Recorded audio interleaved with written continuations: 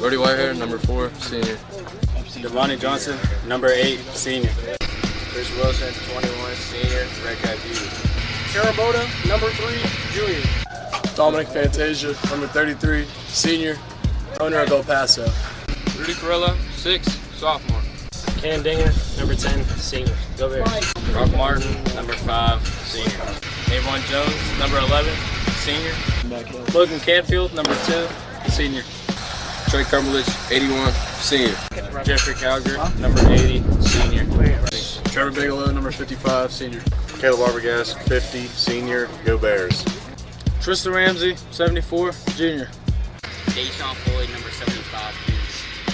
Powers Dawson, number 60, senior. Back to back? Hunter Bigelow, number 51, senior. Javen Papali, number 59, junior. Tribal Chief. Quinn Atkinson, 70, senior. Go Bears. Lovokul Kalkini, 65, senior. Maximilian Fimkasero, number 40, senior. För det Vaterland.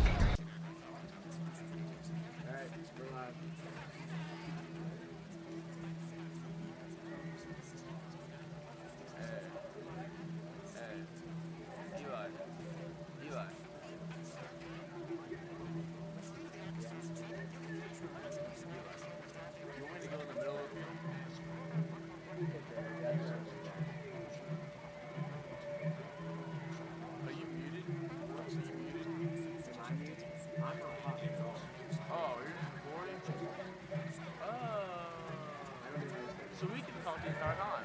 We can talk the entire time if we want to. Type shit. Whoa, this thing's here.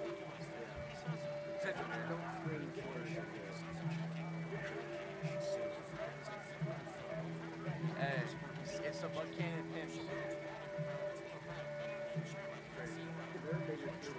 Huh? Oh, yeah, are they quad-A? Didn't they lose a lot of kids? He was just tell me. Yeah, 2 for Bridgeport, 2 to Lewis County, and 2 to the Barber. Yeah. It's crazy.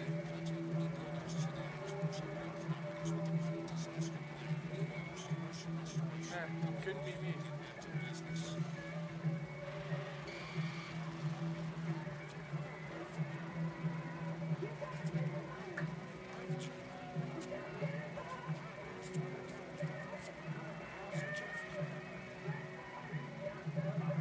Tonight from Friel Red Kreitz Stadium in Buckhannon, it's Polar Bear football as Fairmont Senior meets the Buccaneers. I'm Jeff Carpenter, ready to bring you the story tonight. Fairmont 5-0, Buckhannon-Upshur is 0-5. And this matchup tonight, first time the two teams have played since 2019. It's the 72nd overall meeting in the series. The Polar Bears lead at 43 wins, 27 losses, 1 tie.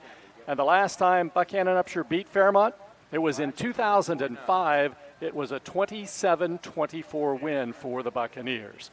I had a chance to check in with the Buccaneers' new head coach. His name is Sloan Baston. He was a player for Buckhannon-Upshur back in the days when Nick Bardick was playing for the Polar Bears, and I got an idea of exactly what he's up against this season, and he does confess he does have a young team. You know, we're mainly it's the mindset of coming to work every day.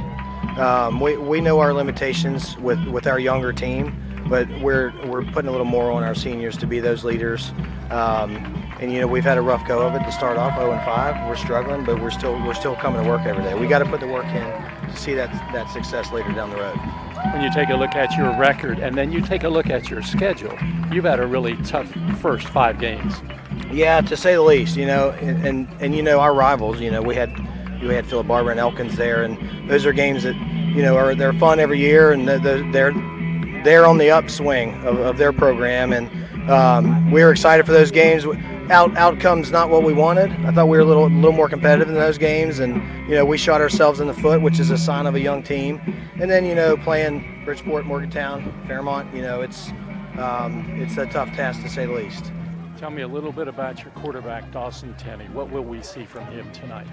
Well, Dawson's our leader on offense. You know, I trust him. You know, we have conversations about what we see, and I use him to throw the ball. I use him to run the ball. You know, I'm not just going to sit back and let him throw because he's such a talented runner that we have to utilize that. So I'll use him in any fashion possible. So, what worries you most about this Fairmont team? Where do I start? The skill. I mean, that quarterback Brody is something else. You know, if we apply pressure, he's elusive and keeps his eyes down the field, and then he can outrun about anybody we got. So, you know, he's a major concern, and then all the skill, and you know, that defense flies around. They fly around. They haven't given up many points. I'm sure they pride themselves on that. So. That's Sloan Baisden, the head coach of the Buccaneers. His team with a record of 0-5 so far this season. They lost their first game of the year.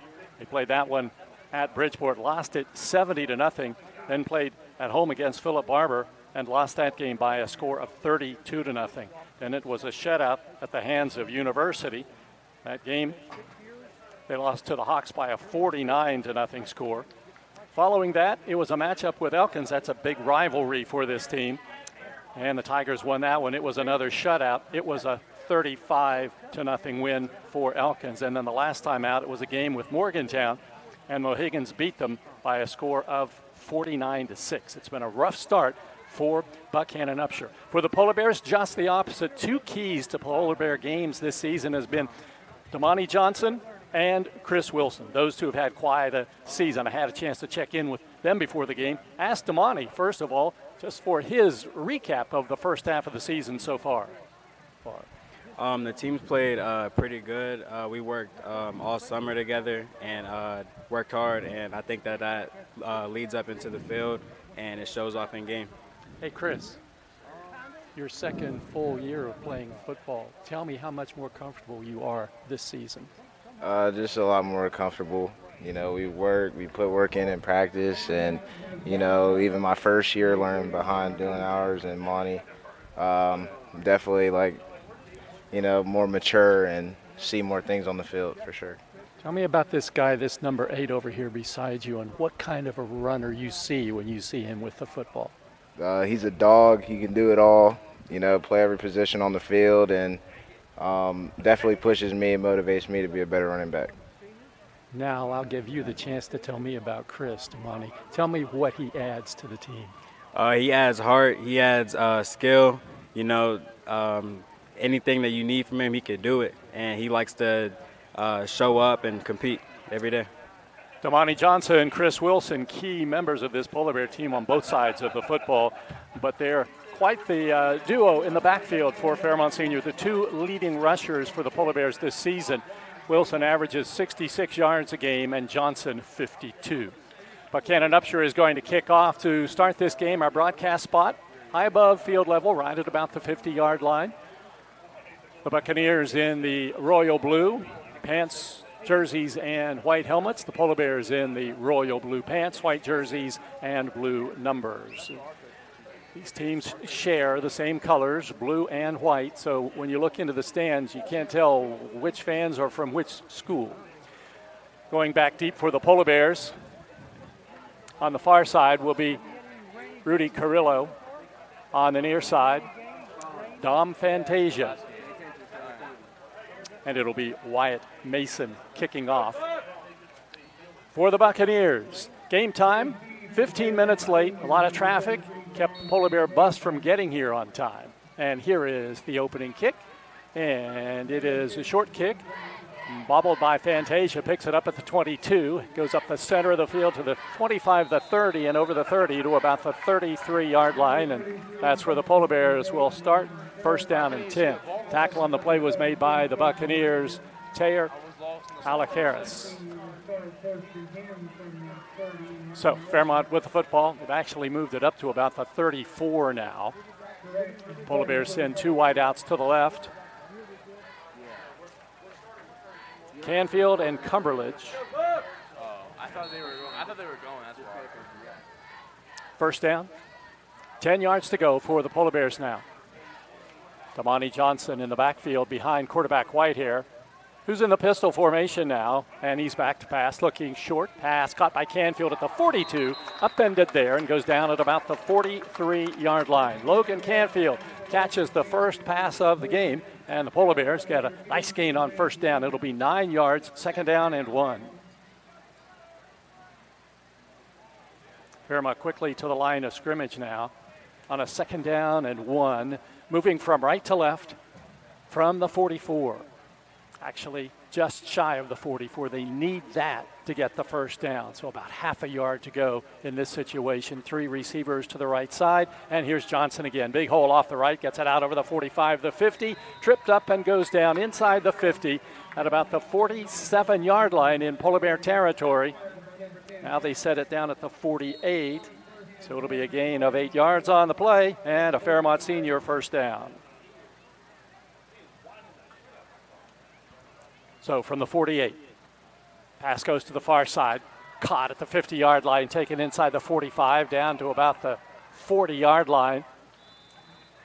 And it'll be not enough for a first down, but very close. So it's going to be a pickup. Now they're moving it down and move the chain, so it is going to be a Polar Bear first down. They've moved it all the way down to the 37-yard line on that 11-yard pass play. So Whitehair 2 for 2 now. He's back to pass again. Looks down the center of the field, and the pass is overthrown, intended for Brock Martin in the end zone, but that one wasn't even close, and it's going to be third down, or second down rather, and 10 yards to go. Brody Whitehair tonight needs 62 yards to take over the all-time leadership in passing yards. Connor Neal holds that record now, and that is one he most likely will get tonight. Last week it was touchdown passes. Second down and 10. Whitehair looks to throw again. He's going downfield long along the sidelines, and the pass is incomplete. Intended for Damani Johnson, but it was overthrown, and it will bring up a third down and 10 for the Polar Bears now. Fairmont's leading receiver this season, Cannon Dinger. He's caught 20 passes. Right behind him is Brock Martin with 17. Now a third down and 10 from the Buccaneer 37. Whitehair to pass. Over the middle of the pass is caught nicely by Dinger, and then he's hit quickly right at about the first down marker at about the 27-yard line.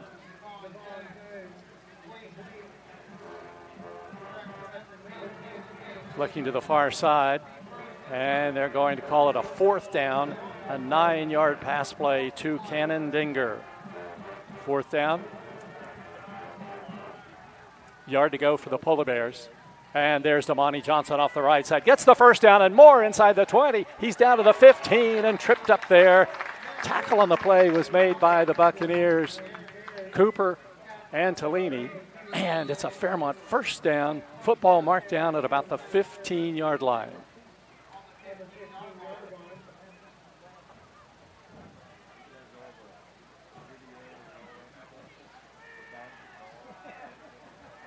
So Whitehair on a first down and 10, back to pass, pumps one, sends it to the far side, and the pass is caught at about the 10-yard line, and that's all for Brock Martin. It's going to be brought down just inside the 10.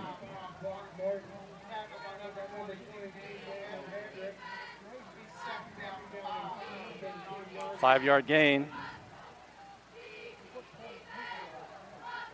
Second down coming up for the Polar Bears. Ball just inside the 10-yard line. High snap, and Whitehair loses it. It's loose, and he falls on it outside the 20 at about the 23-yard line. That snap went high into the air. Whitehair, almost like trying to catch a punt. It was that high. And then when he got his hands on it, he bobbled it, and it hit the turf. And then he went down to dive on it, and there was defensive pressure there. And absorbed a pretty good hit, but he's going to stay in the game, and it's going to be third down for the Polar Bears. Ball's going to be marked back at the 23-yard line.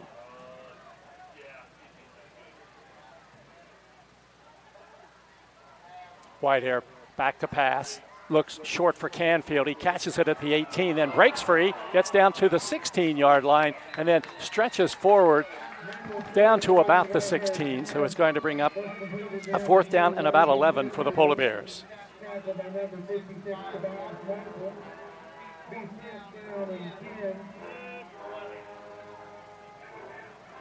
Fairmont lining up to go for it. No field goal here.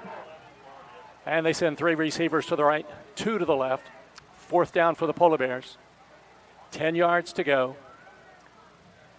Football marked at about the 16-yard line in Buccaneer territory. First possession of the game for Fairmont Senior. No score in this game, and Whitehair is back to pass. He has lots of time. Over the middle, the pass is caught. It's a Polar Bear touchdown. That's Cannon Dinger catching the touchdown pass for the Polar Bears, and Fairmont scores first and leads it 6-0.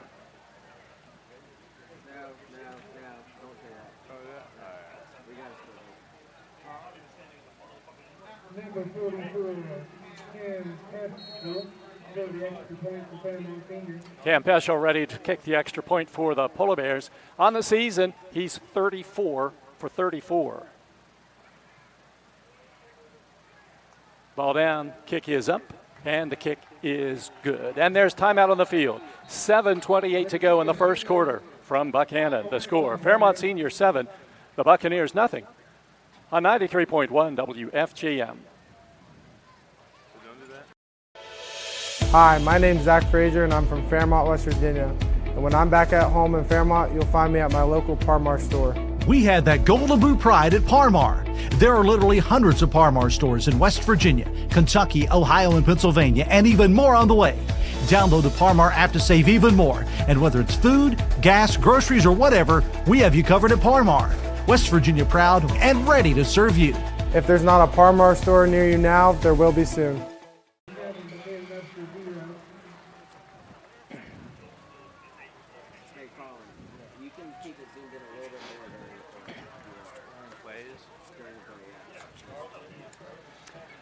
Fairmont getting ready to kick off to the Buccaneers. Pescia will kick from right to left.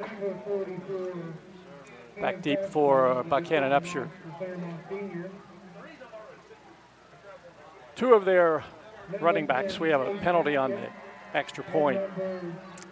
15-yard penalty, which will take it back to the 25-yard line, and the Polar Bears will kick from there. Hackett back deep along with Wyatt Morris. And here is Peschel's kick from right to left down the center of the field, and Morris gets it at the 25. He gets to the 30, the 35, and over the 40 to the 45 and breaks free inside the 50, the 45, and tackled from behind inside the 40 by Jordan Wagner. It's going to be the 33-yard line in Fairmont territory. It was like a little pass kickoff, but did you watch it back?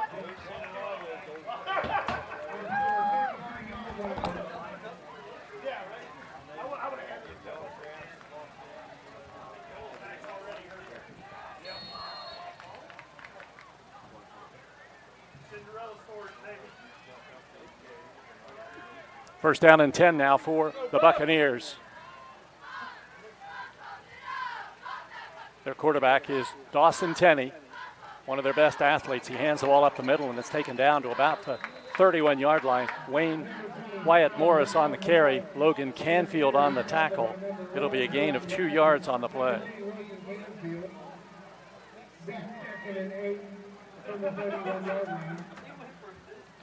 Football marked at the 31 on the near hash marks.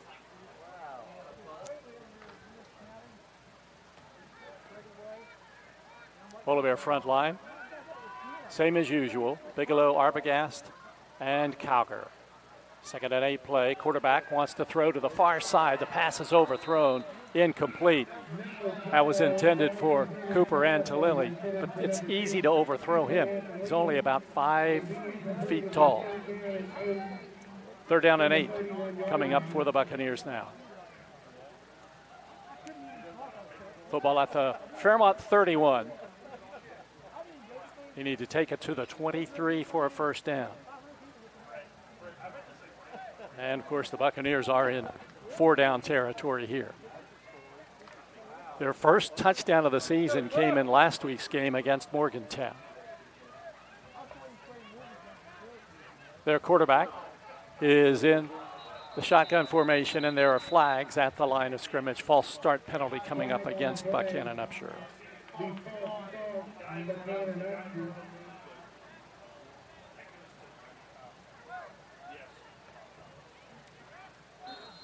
Takes the ball back to the 36 now,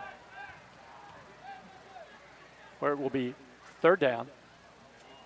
And a high snap, and the quarterback has to go back and try to fall on it and then scoop it up. And let's see, the Polar Bears come up with the ball. The referee is pointing to the turf, though, back at the 48-yard line.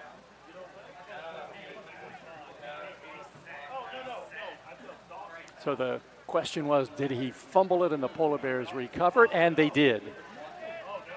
So the Polar Bears get the fumble, but they didn't let Fairmont run it. They said the ball was already down, so you couldn't run it when Arbogast picked it up. So Fairmont now has the football at the 48-yard line in Buccaneer territory.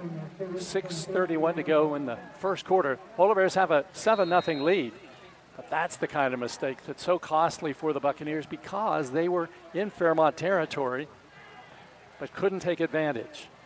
Now the Polar Bears send one wide out to the left, a couple to the right. Quarterback Whitehair hands it off to Wilson, off the right side, breaks it to the outside at the 45, towards the sidelines at the 40, down to the 35, and then run out of bounds on the far side at about the 34-yard line. He's going to get a 14-yard gain.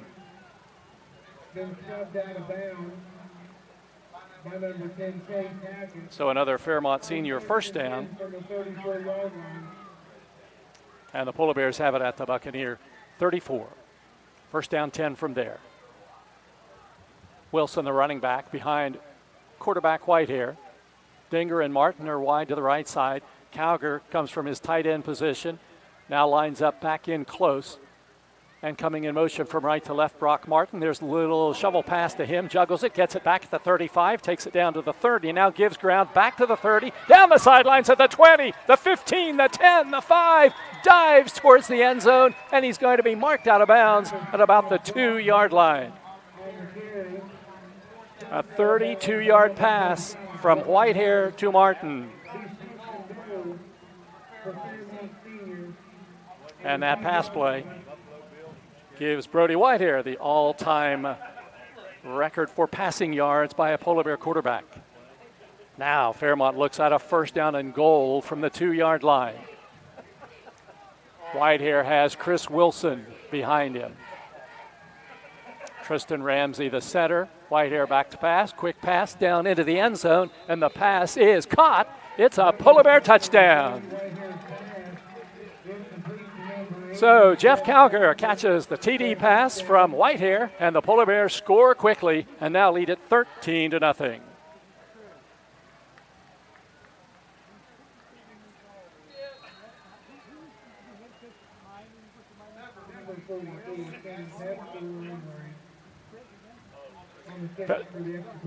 Peschel ready to attempt the extra point. The kick is up, and the kick is good. Timeout on the field, 6:08 to go, first quarter. It's the Polar Bears 14, Buckhannon-Upshur nothing on 93.1 WFGM. 1965, the team at City Construction has been an industry leader in all facets of construction, shaping the West Virginia landscape with some of the most recognizable commercial projects throughout the state. As one of the largest general contractors in north central West Virginia, our outstanding record of quality workmanship and personal service is here for your next project. Call our team of experts today. Give us the opportunity to design build your next project. City Construction Company, West Virginia proud since 1965.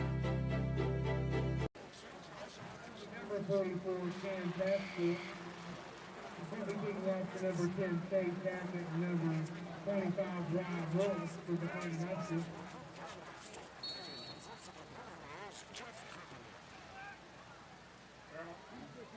The Polar Bears with a 2-touchdown lead now, and Peschel kicks off and Hackett gets it at the 10-yard line. He comes out to the 15. The 20 is hit and brought down there, and that's where the Buccaneers start their second possession. It's a whole lot different from their first drive, which started deep in Fairmont territory. Now this one will start right at about the 20. It was a fumble that ended their first possession. Fumble recovered by Caleb Arbogast, and now their second one starts at their 21st and 10 with the Polar Bears on top 14-0. Touchdown scorers for Fairmont tonight, Cannon Dinger and Jeff Calger, both scoring on touchdown passes. Three receivers to the right side. Quarterback Dawson Tenney looking at a first down play. He's a threat to run or pass. Now he's back to throw. Now running out of the pocket. He's in big trouble. Hit from behind, but gets rid of the ball. Downfield incomplete. Intended for Antolini. But excellent pressure applied by the Polar Bears there. Calger and Fantasia were applying big-time pressure to Dawson Tenney, and he did a good job of getting rid of it. Otherwise, he would have been sacked for about a 10-yard loss. Second down, 10 yards to go. The ball's on the far left hash marks, closer to the Polar Bear sideline. Polar Bear fans are seated in the bleachers across from us. We're up on the Buckhannon-Upshur side. Second down, 10 yards to go from the 20. Quarterback on a keeper to the left side, and Calger wraps him up and brings him down at about the 20-yard line. So the quarterback, Tenney, carries the ball for the first time. No gain on the play, and it's going to bring up a third down and 10.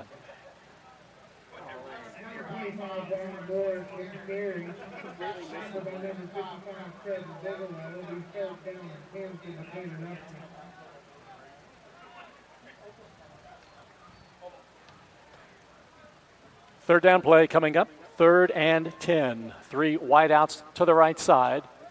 Tenney not afraid to throw the ball, now rolling to the right side, looking downfield, fires on the run, and the pass is incomplete at the 30-yard line, intended for Wendling. Brock Martin had him defended well, though. It would have been a first down if it could have been completed, but that was good defense, and it's going to bring up a 4th down and 10 for the Buccaneers. Tenney now 0 for 3 through the air. And with 5:03 to go in the first quarter, the Polar Bears are ready to get the football again. Their first possession took about 5 minutes off the clock, but since that time, they've had another possession and a score, and they're getting ready for their third here. Punting situation, ball is away, and Martin takes it at his 47, gets to the 50, the 45, the 40, down the sidelines, and is going to be brought down inside the 35-yard line. Brock Martin with an excellent punt return. Making the tackle was Wolverton for the Buccaneers, but the Polar Bears are in ideal position. Ball at the 32-yard line, 4:56 on the clock. Fairmont 14, Buckhannon-Upshur nothing. Cumberledge comes wide to the near side, along with Dinger. Now the Polar Bears have two running backs on either side of Whitehair, Chris Wilson and Damani Johnson. There is the give to Wilson off the right side. He gets to the 30, down to the 25, and run out of bounds inside the 20-yard line. It'll be a first down for the Polar Bears.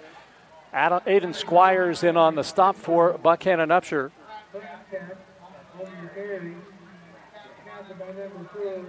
But another Fairmont senior first down.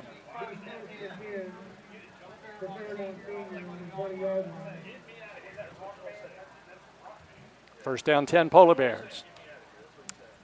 Ball at the 20.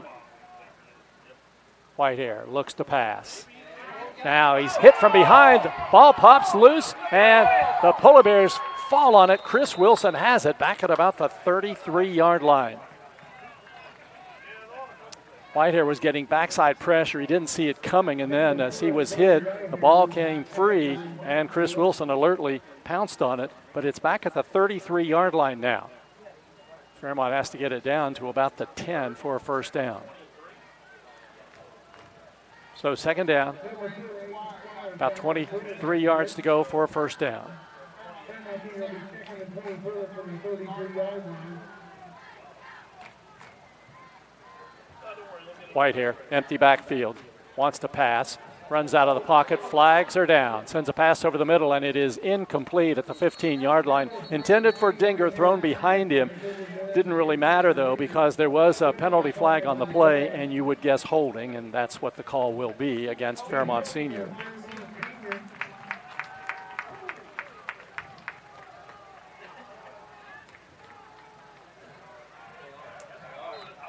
Sloan Baisden, the Buccaneer coach, is saying refuse the penalty. So that puts the ball back at the 33 and count that as just an incomplete pass. So now the Polar Bears looking at a third down play. Third down, 23 yards to go. White here to pass. Now a little screen pass caught by Johnson, spins away from a tackler at the 30, but brought down at the 29-yard line. Gain of only 4 yards on the play.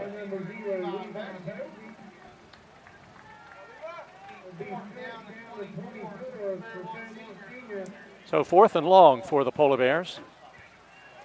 Too far out to try a field goal and too close in to punt. The Polar Bears will go for it on 4th down and about 20 from just inside the 30-yard line. Two receivers to the left and right, and White here to pass. The pass is caught by Cumberledge at the 15, stretches down to about the 13. It's a nice play, but it's going to be short of the first down, and the Buccaneers will take over. It was about a 15-yard pass, but the Polar Bears needed 5 more yards.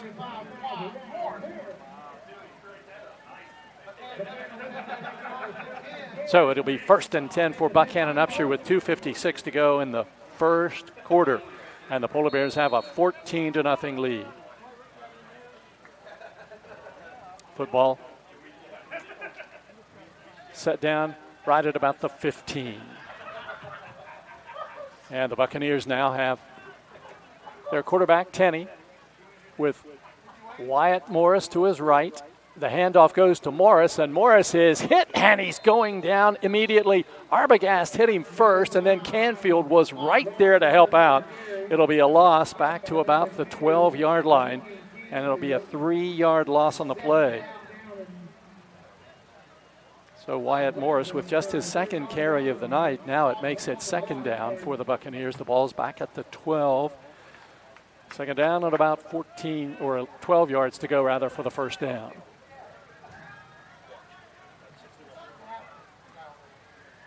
Quarterback back to pass. Now chased out of the pocket, runs to the far side, throws it downfield, and the pass is over Wolverton's head. He gets his fingertips on it, but can't bring it down at the 20, and it will be incomplete and bring up a 3rd down.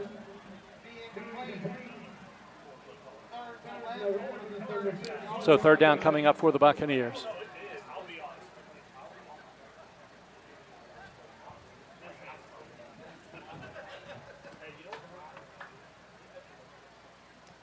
Clock shows 2:07 stopped here in the first quarter. The Polar Bears leading by 2 touchdowns, and the Buccaneers looking at a 3rd down and 12. The football inside their 15-yard line.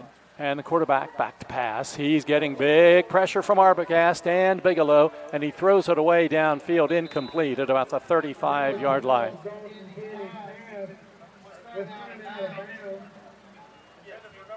So it's incomplete, and now it's 4th down and a punting situation for the Buccaneers. 0 for 5 for Dawson Tenney tonight for Buckhannon-Upshur. Martin back to return the punt for Fairmont Senior. Had a nice punt return the last time it was kicked to him. He stands at the 43 on the Buckhannon side of the 50. The punt is away, short, angles to the far side, hits at the 33, and takes a Buccaneer roll to the 37, back to the 36, and it's down there. That's where the Polar Bears get it with 1:51 to go on the first quarter clock. Coming up at halftime tonight, special guest. We do this every year. Polar Bear offensive coordinator Mark Sampson a mid-year review of the Polar Bear offense. Setting the ball down at the 36 as Fairmont moves from right to left. Martin and Dinger, receivers to the near side. Fantasia, a blocking back, and the handoff goes to Wilson, right up the middle, and Wilson takes it inside the 35, the 30, and down to about the 28-yard line. Nice gain on first down for Chris Wilson. He's going to get about 8 yards on the play, and it'll be 2nd down and 2.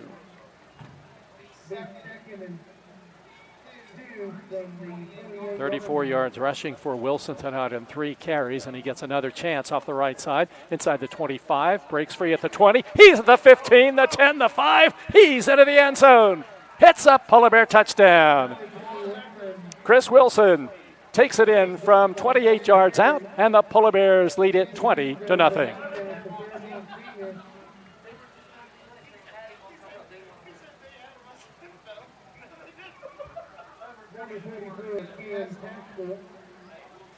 So Cam Peschel ready to attempt the extra point. Canfield will hold. The kick will go from right to left. 1:19 on the clock here in the first quarter. The Polar Bears score quickly.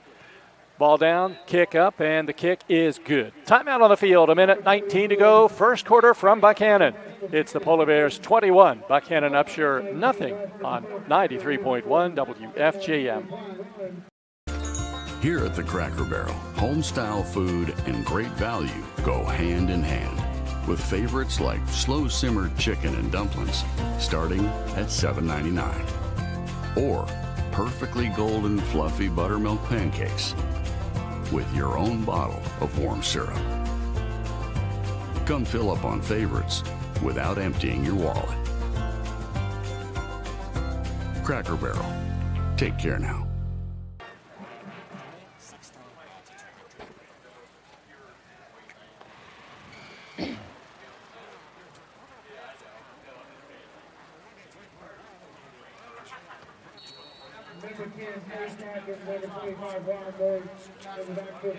Another good start for the Polar Bears, a 3-touchdown lead. Peschel's kick is going to be taken by Hackett at the 10-yard line, gets out over the 15, up to the 20, up to the 25, and goes down there. Jackson Lowther in on the tackle for the Polar Bears, and the Buccaneers get it again. This time they'll set the football down. Let's see where they finally mark it. It's going to be the 26-yard line. Dawson Tenney, the quarterback for the Buccaneers, a dual threat. He'll throw, he'll run, but so far tonight he hasn't been able to complete a pass, and he doesn't have any rushing yardage. Wide out comes to the near side. That's Wolverton. Tenney's had a hard time having time to pass. He comes up under center this time on a first down play. And there's movement at the line of scrimmage. The Polar Bears definitely jumped before the ball was snapped, but the question was, did one of the Buccaneers flinch or move early?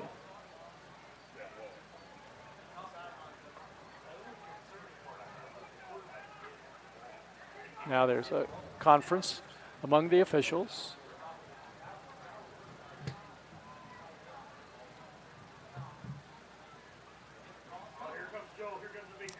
Waiting for the referee to make the call now. And it is offsides called against the Polar Bears. It certainly looked that way, as the Polar Bears really jumped, and aggressively. There was some big-time contact at the line of scrimmage. So now it's first down and 5 for the Buccaneers. Ball comes up to the 31.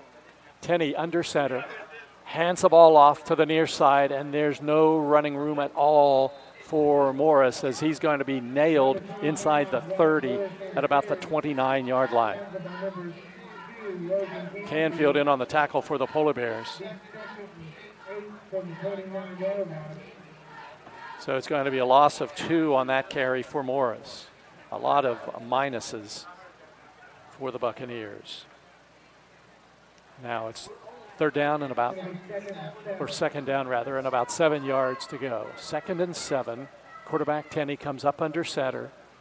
Morris, the lone running back behind him. Short drop, Back to pass now. Chased around, and he breaks free at the 25, and then gets up to the 30, heads to the far side at the 35, he's at the 40, and then hit hard over the 40-yard line and goes down. That was Brock Martin that eventually brought him down, but Tenney was very elusive because it looked as though he should have been brought down a couple of different times, but he was able to get the ball from the 29 up to the 48. That'll be a 19-yard run for the quarterback and their biggest play from scrimmage tonight. First down of the evening for the Buccaneers. Game clock down to 13 seconds to go here in the first quarter. It did go out of bounds, so the clock is stopped. And it will be first down and 10 from the Buccaneer 48-yard line. The play clock down to 6. They're going to have to hustle to get the play off before a delay of game penalty is called. In motion comes Wendling, and he's sweeping to the right side, and he is going to be brought down. Bigelow had him wrapped up as soon as he got the ball. A loss on the play back to the 46-yard line, and that's going to be the end of the first quarter. After one quarter, from Buckhannon-Upshur High School, the score, Fairmont 21, the Buccaneers nothing. A 93.1 WFGM. Hi, this is Meredith Mayer from Fairmont, West Virginia, and when I'm back home, you can find me at my local Parmar store. We had that thundering herd pride at your local Parmar stores. We are over 200 stores strong and growing. Download the Parmar app for even more savings and sign up for the Parmar Rewards Card. Whether it's food, gas, or groceries, we have you covered. We are Marshall, and we are Parmar stores. If there's not a Parmar store near you now, there will be soon. Here at the Cracker Barrel, home-style food and great value go hand in hand, with favorites like slow-simmered chicken and dumplings starting at $7.99, or perfectly golden fluffy buttermilk pancakes with your own bottle of warm syrup. Come fill up on favorites without emptying your wallet. Cracker Barrel. Take care now. Now, after a good defensive play by Fairmont's Trevor Bigelow. Bigelow, one of the Polar Bears' best defensive players this season, and he's got a lot of competition. Logan Canfield, the leading tackler. Hunter Bigelow, second on the team in tackles. Then it's Dom Fantasia, Caleb Arbogast, and then Trevor Bigelow. Second down, 13 now. Buckhannon-Upshur trailing the Polar Bears 21-0. And they'll spread out the formation now with two receivers to either side of the field. They'll move from right to left from the 45. Quarterback back to pass, getting lots of pressure. Let's go of it downfield. The pass is incomplete. Intended for Chase Hackett. Brock Martin defending on the play, put a hit on Hackett after the ball went over his head, and it's going to bring up a third down and 13. The problem that Dawson Tenney has is he can't just be concentrating on downfield because he's always having to elude tacklers coming after him. Second down and 13, or third down rather, and 13 yards to go from the 45. Shotgun formation, quarterback back to pass, rolling right, sends it downfield. The pass is caught by Wendling at the 40-yard line, and he stretches down to the 38. He'll have a first down for the Buccaneers. It'll be a 17-yard pass play, the first completion of the night for the Buccaneers, and it'll be their second first down. Buckhannon-Upshur hit with lots of transfers. They had 4 key transfers in the offseason, and that made a big difference. Coaching change. Sloan Basden, a long-time Buccaneer coach in the lower levels, well-known in the community, excellent player back in his day, hoping to turn things around now. First down and 10. Quarterback hands it off to Morris. Morris takes it inside the 40 to about the 39-yard line. Grabbed there by Cowger. Get maybe a yard on the play. Call it second down and 9.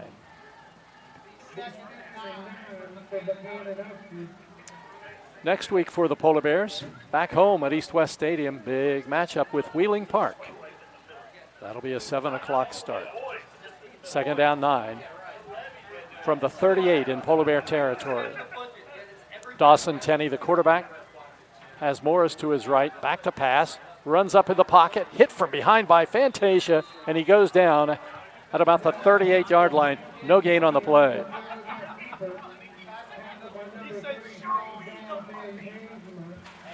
So it'll bring up third down and about 9 yards to go. Ball set down at the 38-yard line. The Buccaneers are in Fairmont territory. They've been here before. A turnover stopped any chance they had of taking advantage of that first opportunity. Third down, 9. Quarterback back in the shotgun formation. Takes the snap. Now chased to the far side of the field. On the run, he sends it downfield, and the pass is intercepted. The Polar Bears have it. That's Brock Martin. He has it out over the 5, up to the 10. He's at the 15 and gets over the 15 to about the 17-yard line. And Fairmont Senior gets the interception and will have the football in its own territory at the 17-yard line. And for the Polar Bears, that is just the second interception of the season.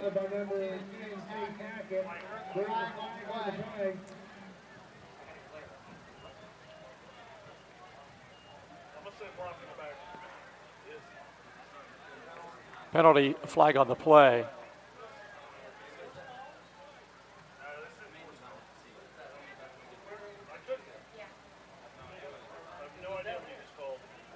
Looks like a block in the back called against the Polar Bears on the return. So that's going to take the football back.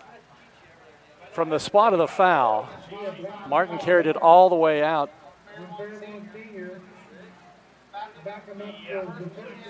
Takes the ball inside the 10 to the 8-yard line.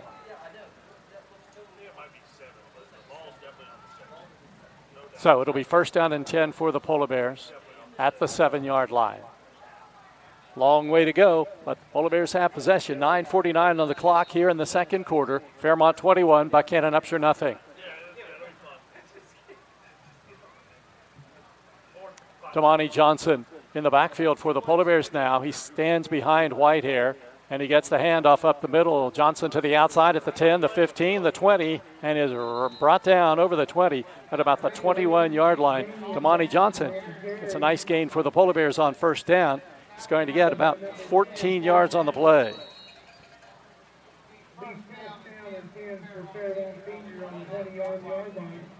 So the Polar Bears quickly back to the line of scrimmage now.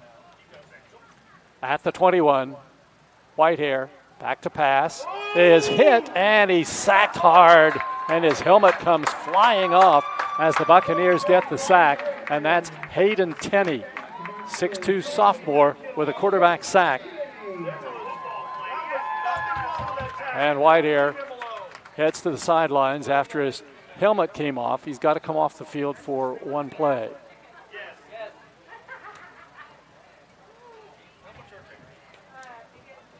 Football's going to be marked back inside the 15 at the 14-yard line.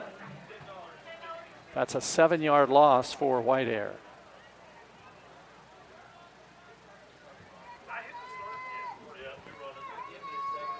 So that means Logan Canfield in at quarterback, and flag at the line of scrimmage.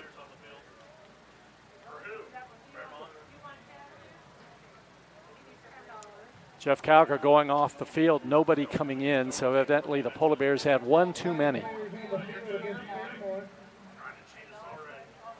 That'll take the ball down inside the 10-yard line to about the 9. Second down, 22 yards to go for the Polar Bears. Canfield at quarterback now. He takes the snap. He's running with it up the middle, and Canfield gets it out over the 15 up to about the 18-yard line. And another flag on the play. Penalty coming up against the Polar Bears. Well, this has not been a drive you want to chart as a season highlight. So another penalty flag. Holding called against the Polar Bears.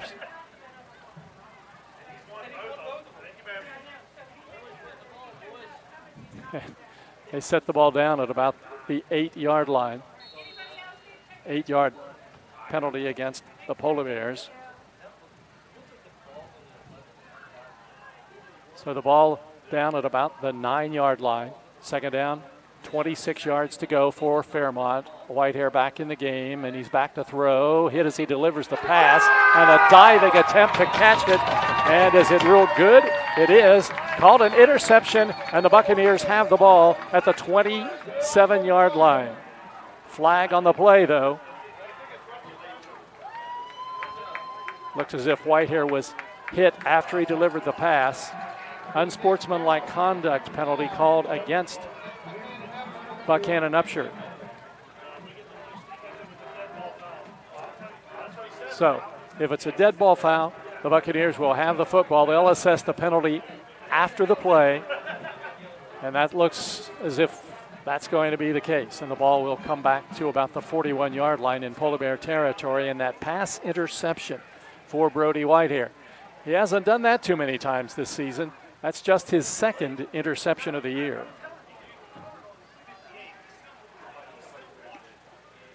And that's out of a total of 99 passes thrown. So the ball is at the 41. The Buccaneers have it, 8:03 to go. Fairmont leads it 21-0. But the Buccaneers have made some good defensive plays in this game. I know you look at the scoreboard, you see they're down 21-0 here in the second quarter, but come up with some big plays, and a lot of them on quarterback Brody Whitehair. First down 10. Buccaneers from the Fairmont 41. Tenney, the quarterback, back to pass. He hits. He's hit as he delivers the pass downfield, and the pass is incomplete at about the 14-yard line. It was intended for Hackett. Polar Bears had good coverage, though, and it's going to be second down and 10. Just 1 for 9 tonight for quarterback Dawson Tenney for a total of 17 yards. Their total offense is still in the negative numbers. Primary reason was losing 20 yards on one play, but they're in single digits, negative yards total offense here in the first half. Here is the quarterback, back to pass, coming to the near side of the field, backing up, passing downfield, and it's incomplete. He didn't have anybody open, and he didn't have any more time, so he just threw it out of bounds, and it's going to bring up a third down and 10.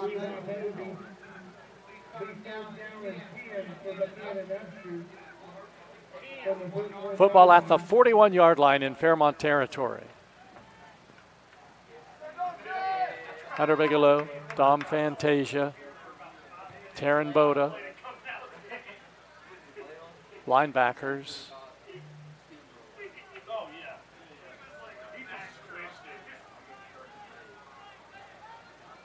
Along with Logan Canfield. Third down coming up for Buckhannon-Upshur. Quarterback Tenney wants to pass. Now he's chased around in the pocket, and Arbogast has him and sacks him back at the 48-yard line.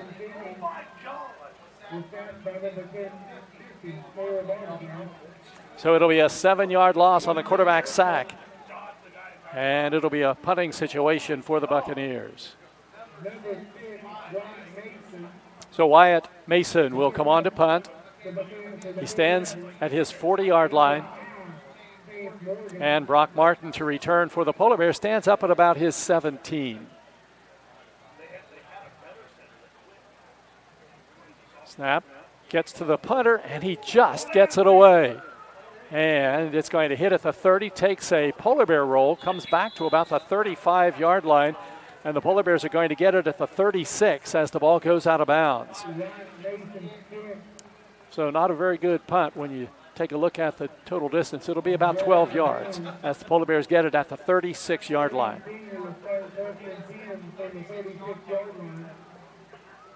First down 10 from there. Clock shows 6:59 at the change possession. Fairmont 21, and Buckhannon-Upshur nothing. Dinger comes wide to the near side. Wilson, the running back. Whitehair on a 1st down and 10. Gives it to Chris Wilson off the left side. He gets up to the 40-yard line and brought down short of the 40. They're going to mark him back at about short of the 45, up to about the 43-yard line. He'll get about 7 yards on the play.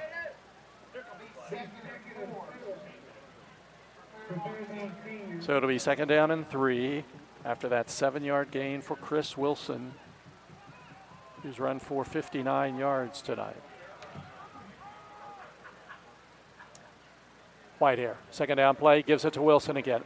Trying to get wide to the left, and he sidesteps the defender and gets out over the 40, up over the 45, and close to the 48-yard line. It'll be a Polar Bear 1st down.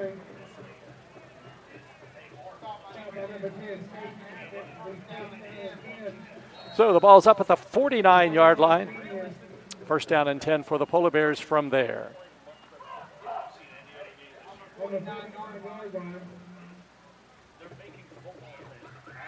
First down 10. Fairmont moves from left to right. 6 minutes to go until halftime. The Polar Bears have receivers to the right side this time, and quarterback Whitehair drops the snap, picks it up. He still has time to throw, looks downfield, and the pass is overthrown, incomplete. Intended for Cannon Dinger along the sidelines. Whitehair dropped the ball, then tried to pick it up, bobbled it again, then did pick it up, and still had time to throw. And a holding penalty called against the Polar Bears in all of that.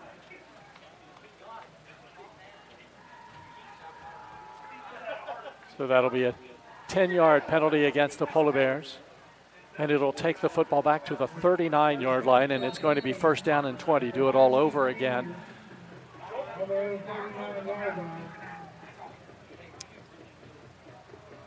So 1st down, long for the Polar Bears. Handoff comes to the near side. Wilson wrapped up and brought down at about the 43 by Colton Wendling. It's going to get about 4 yards on the play, and it'll bring up a 2nd down and about 16.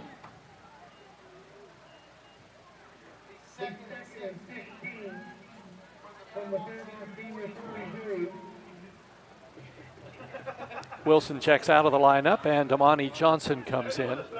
2nd down, 16. The ball at the Polar Bear 43. Fairmont 21, Buckhannon-Upshur nothing. Martin is a wide out to the left side. Dinger wide to the right. Whitehair back to pass. Whitehair, little short pass caught by Canfield at the 50. And he's tripped up and goes down inside the 50 at the 47-yard line.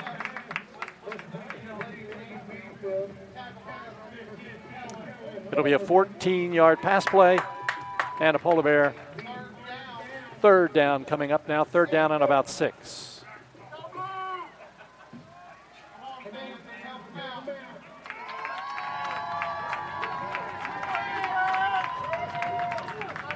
Third down 6, the ball at the 47, and Whitehair back to pass. Looks over the middle for Canfield, and Canfield's caught it at the 34-yard line. It's a Polar Bear 1st down on a 13-yard pass play.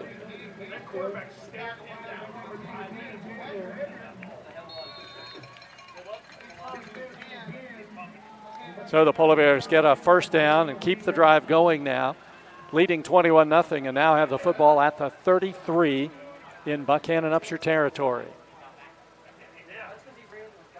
Canfield, flank to the right. Martin, wide left. Wilson gets the handoff, gets inside the 30. He's at the 25, he's at the 20, tackled by the jersey from behind at about the 20-yard line. It'll be another nice gain for Chris Wilson, though. And appears to be another flag on the play.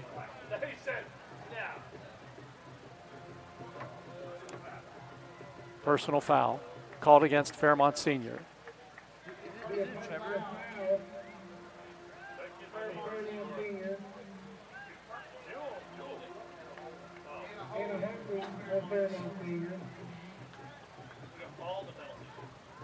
So they're going to set the ball down at the 43-yard line. So take that pass out make it first down, 20 for the Polar Bears from the 43-yard line. Clock turns inside, 3:55 to go here in the second quarter. Whitehair gives it up the middle to Johnson, and Johnson cuts inside, gets it to the 40 and down to the 35-yard line.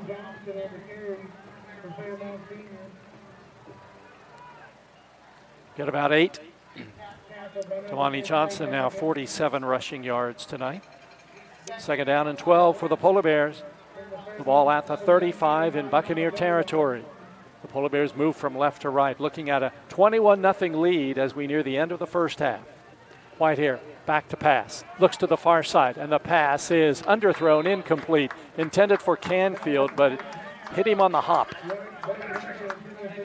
And it will bring up a third down for the Polar Bears and about 12 yards to go.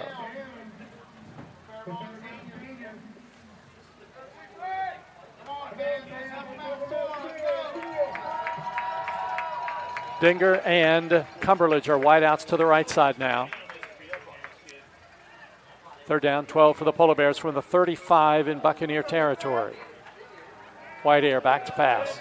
Has time. Goes downfield long, and the pass is caught. It's a Polar Bear touchdown. Brock Martin catches the 35-yard TD pass, and the Polar Bears score again and lead it 27-0.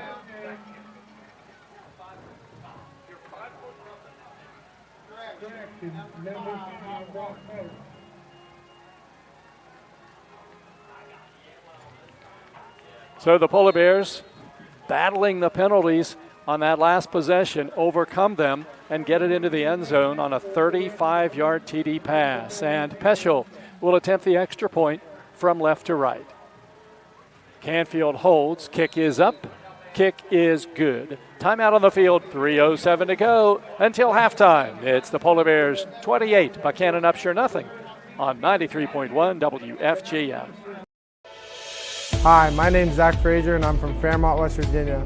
And when I'm back at home in Fairmont, you'll find me at my local Par-Mar store. We had that gold and blue pride at Par-Mar.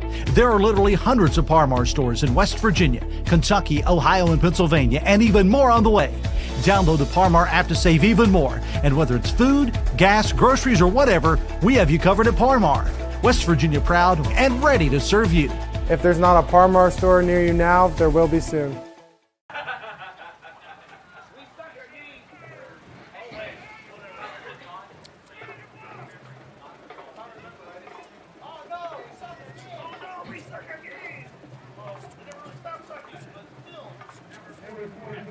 The Buccaneers trail the Polar Bears now 28-0 late in the second quarter, and Fairmont will kick off from left to right. Touchdown pass from Whitehair to Martin. It's the third TD pass of the night for Brody Whitehair, who has just collected his 83rd of his career.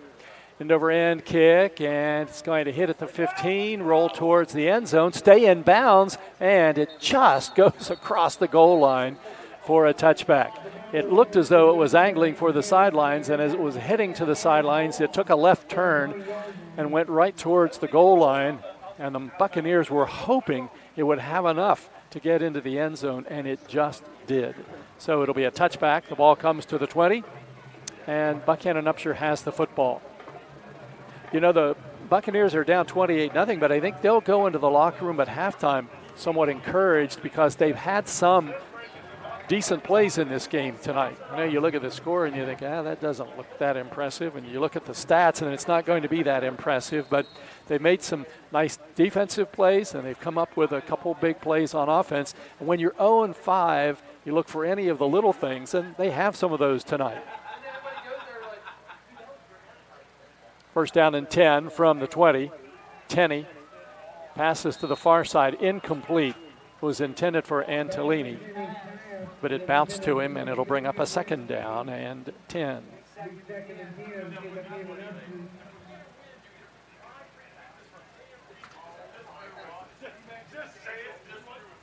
Remember, at halftime tonight, Mark Sampson, Polar Bear offensive coordinator, will give us his assessment of the first half of the season. When you're 5-0 and you've averaged 52 points a game, probably a pretty good assessment.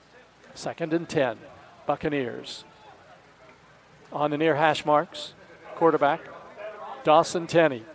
Back to pass. Over the middle, the pass caught at about the 25-yard line by Wolverton.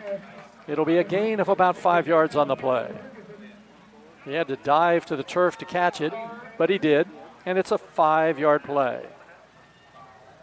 That's 2 completions tonight for the quarterback out of 12 passes.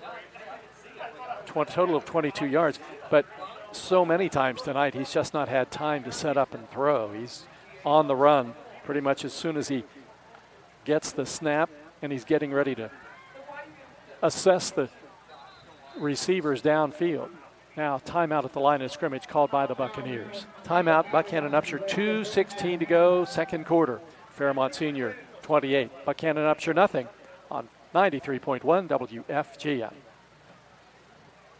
City National Bank, where you can purchase or refinance your home with the no down payment Champion Mortgage. No down payment, no private mortgage insurance, no kidding. Visit your local branch to get started today. City National Bank, member FDIC, equal housing lender. To learn more, log on to mortgage.bankancity.com.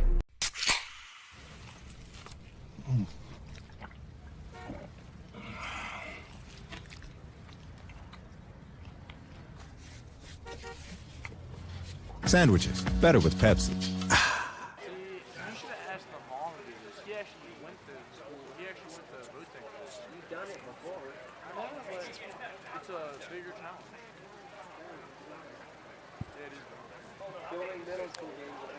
It's a 28-0 Polar Bear lead, 2:16 to go here in the second quarter. Buckhannon-Upshur looking at a third down play now. Football set back at the 24-yard line. Third down and 6. 2 receivers to the left, 2 to the right for Dawson Tenney, the Buccaneer quarterback. And the Polar Bears jumped off sides. Max Bracero appeared to get a little quick jump on the snap count. And that's going to make it third down and 1 for the Buccaneers. So 5-yard penalty for Fairmont Senior.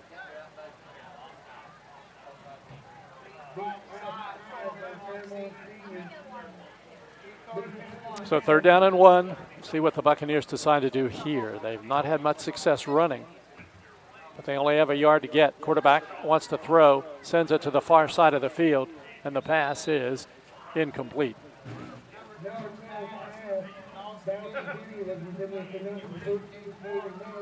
So it's now going to be fourth down and a yard to go from the 29. And the punter getting ready to come into the game. 2:10 to go. The Polar Bears have been so good in this situation this season, scoring their last touchdown just before the half comes to an end, getting possession maybe with 1:02 to go. Wyatt Mason is in punt formation. The Polar Bears aren't absolutely sure he's punting, but he does take the snap, punts it away downfield, short punt, hits at the 45, takes a lateral roll, hits to the sidelines, and is downed at the 46-yard line in Fairmont territory. 2:02 to go in the first half. So the Polar Bears have one more chance to put points on the scoreboard here in the first half. Touchdown passes tonight, 16-yarder to Cannon Dinger, a 2-yarder to Jeff Calger, and a 35-yarder to Brock Martin. The other Polar Bear touchdown, it was a 28-yard run by Chris Wilson.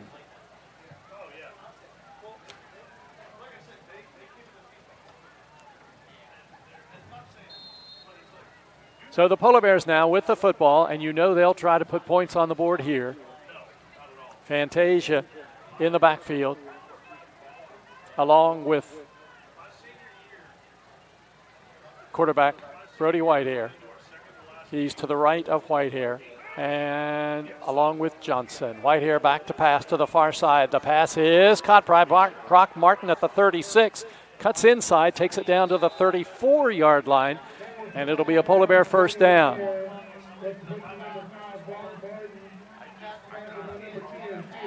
It'll be a 20-yard pass play, and a Polar Bear first down.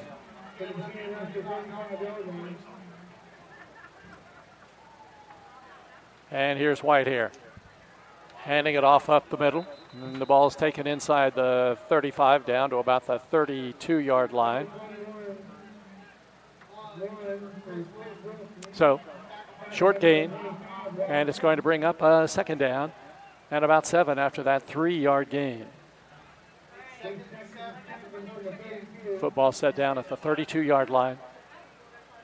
Whitehair back to pass. Sends it downfield. The pass is overthrown. Intended for Dinger at about the 10-yard line, and it's going to bring up a third down. Stops the clock with 1:01 to go. Second quarter. Third down 7 for the Polar Bears.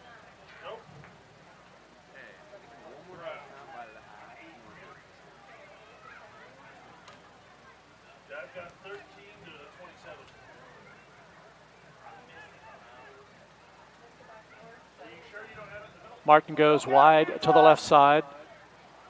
Calger also a receiver to the left. To the right side, Cumberledge, Johnson, and Canfield. Empty backfield for Whitehair.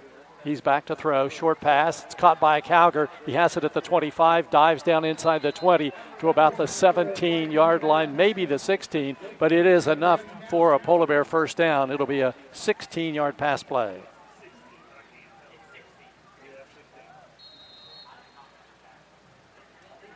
So the Polar Bears quickly to the line of scrimmage. Inside 50 seconds to go at the 16. Whitehair wants to pass. Far side of the field. The pass is caught at the 8-yard line by Martin. Takes it down inside the 5. Stretches down to the goal line. And he's going to be stopped just short of the end zone. So it's going to be set down at the 1-yard line. It'll be a 15-yard pass play. 31 seconds to go in the first half. It was so close. I think everybody was expecting the official to call it a touchdown, but it didn't happen. And there's timeout on the field. 31 seconds to go. First half. Fairmont 28, Buckhannon-Upshur nothing on 93.1 WFGM. 1965, the team at City Construction has been an industry leader in all facets of construction, shaping the West Virginia landscape with some of the most recognizable commercial projects throughout the state. As one of the largest general contractors in north central West Virginia, our outstanding record of quality workmanship and personal service is here for your next project. Call our team of experts today. Give us the opportunity to design build your next project. City Construction Company, West Virginia proud since 1965.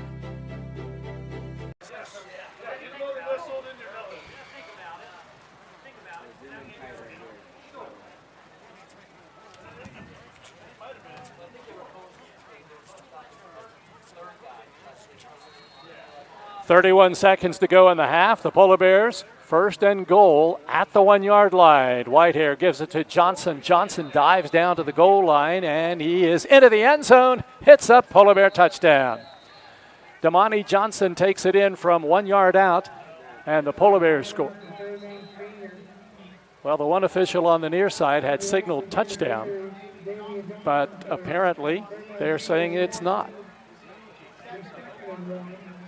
Because the official down here on the sideline had his hands in the air, touchdown, but the official where the ball was set down said no. So 22 seconds to go, and the Polar Bears will have to do it again. You don't see it on the replay, but I did see it because I had my glasses right on it. But it's going to bring up a second down and goal for the Polar Bears. Johnson right up the middle. It was very close. And they ruled he did not get in, so they'll do it again.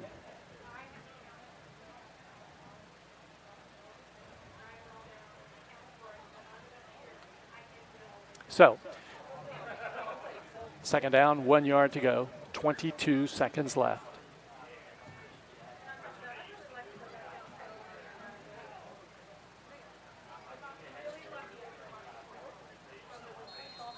Whitehair brings the team up now. He's up under center. And a quarterback sneak. He just bowls his way into the end zone. Hits up, Polar Bear touchdown. Brody Whitehair scores on the quarterback sneak. And the Polar Bears take the lead now out to 34-0 with just 19 seconds to go in the first half. 1-yard run for Brody Whitehair. And for Whitehair, that's his 3rd rushing touchdown of the season.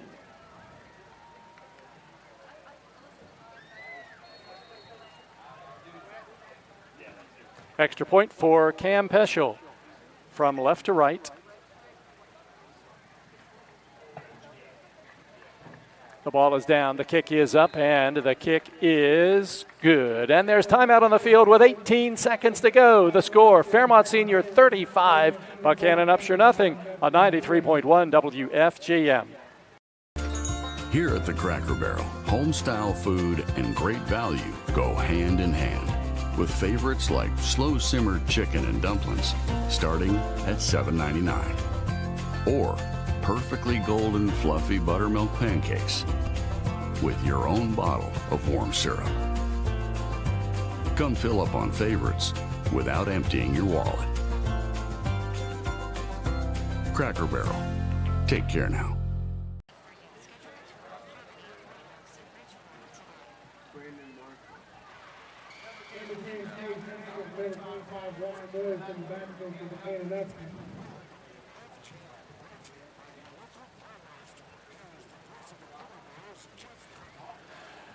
Down to the final 18 seconds here in the first half. The Polar Bears on top 35-0, and it's going to be Peschel kicking off from left to right. He'll tee it up in the center of the field. Next week, Fairmont at home against Wheeling Park.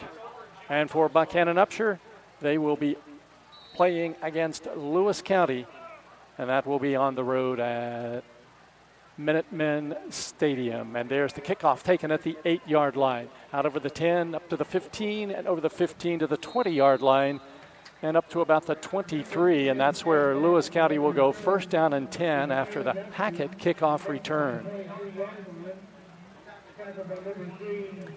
So just 9 seconds to go, and we'll be at halftime. In case you're wondering, why is it still the first half and it's almost 8:30? Well, this game started 15 minutes late. The Polar Bear bus didn't arrive until I think it was about 6:15. Normally, they're there about an hour earlier than that for a 7 o'clock start. So here we go. Quarterback takes a knee, and that will be the last play of the first half. And it is halftime here at Buckhannon-Upshur High School. The score, the Fairmont Senior Polar Bears 35 and the Buckhannon-Upshur Buccaneers nothing. A halftime report coming up next on 93.1 WFGM.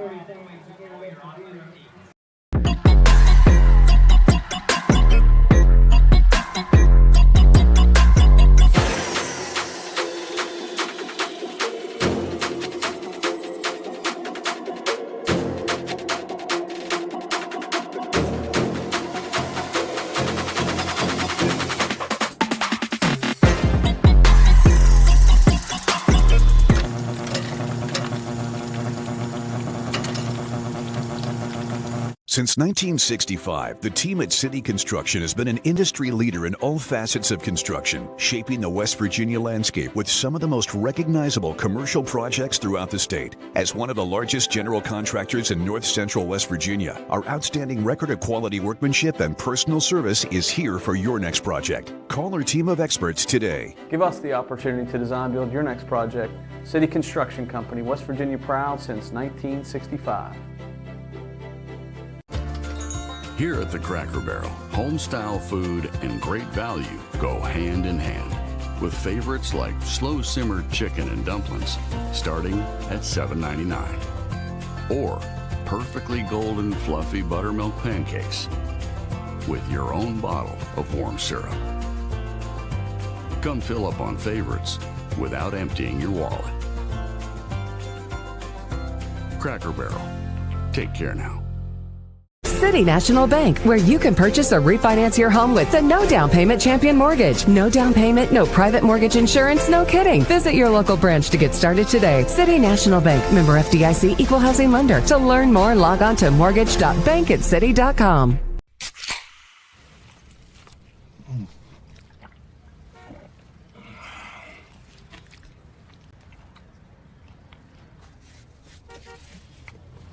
Sandwiches, better with Pepsi.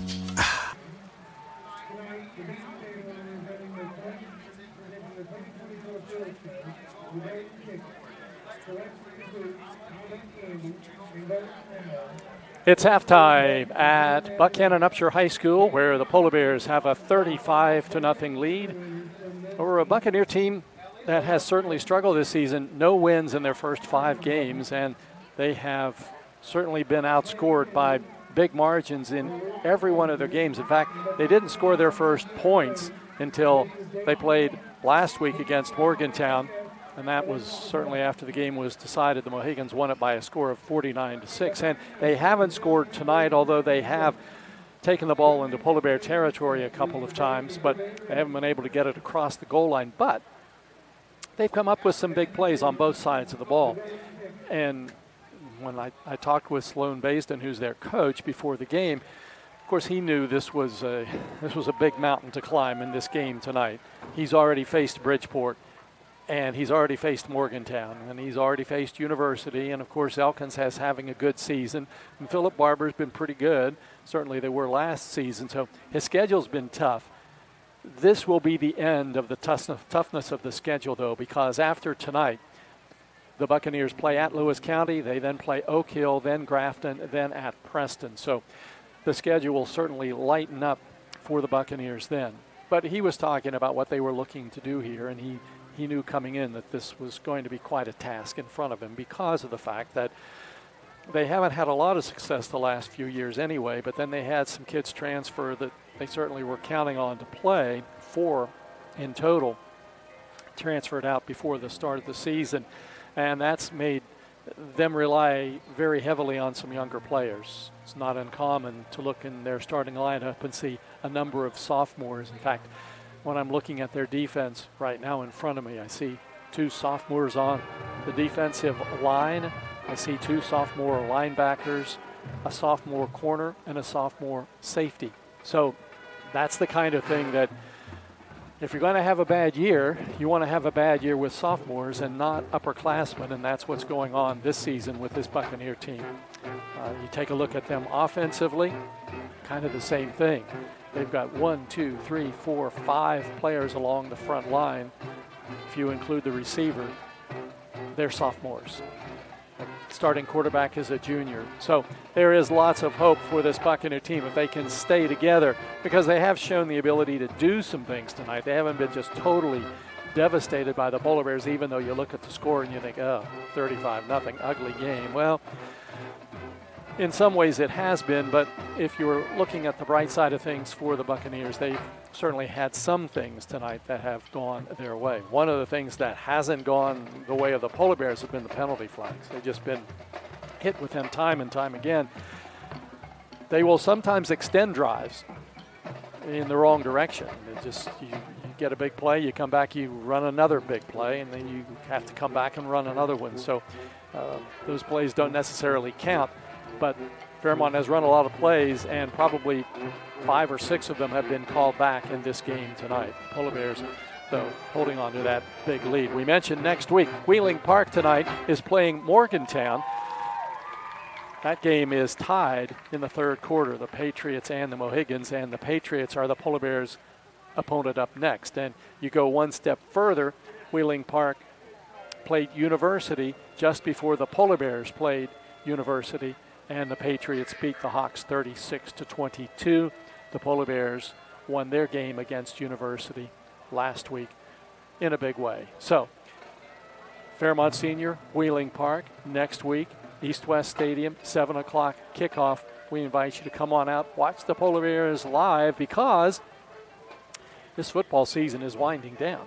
We're now in the second half of the season, and after this game tonight, of course, it's Wheeling Park next week, followed by a trip to Elkins, then a week off, and then the game that most everybody is already starting to talk about, and that's the matchup with Bridgeport, which will be at home for the Polar Bears at East-West Stadium, and then the regular season finale against East Fairmont on the 8th. Fairmont is technically the home team in that game as well. So 4 games left in the regular season. 3 of them will be at East-West Stadium, and all 3 games are attractive. Wheeling Park, Bridgeport, and then, of course, the East-West game. Regardless of what East Fairmont's record is, that game is always an entertaining one. So that's what's ahead on the Polar Bear schedule, who most likely will leave Buckhannon tonight with an unbeaten record at 6-0, and the Polar Bears ranked number 1 in the latest AAA ratings. Remember, those are mathematical. It's not what anybody thinks. It's just what the numbers add up to.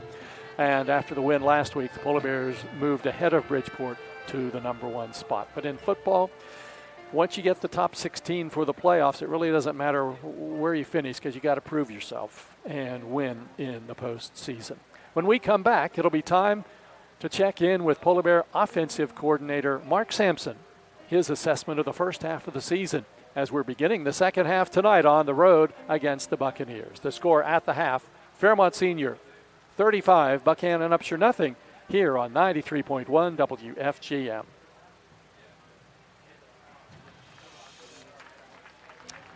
Okay, this is 2 minutes, please.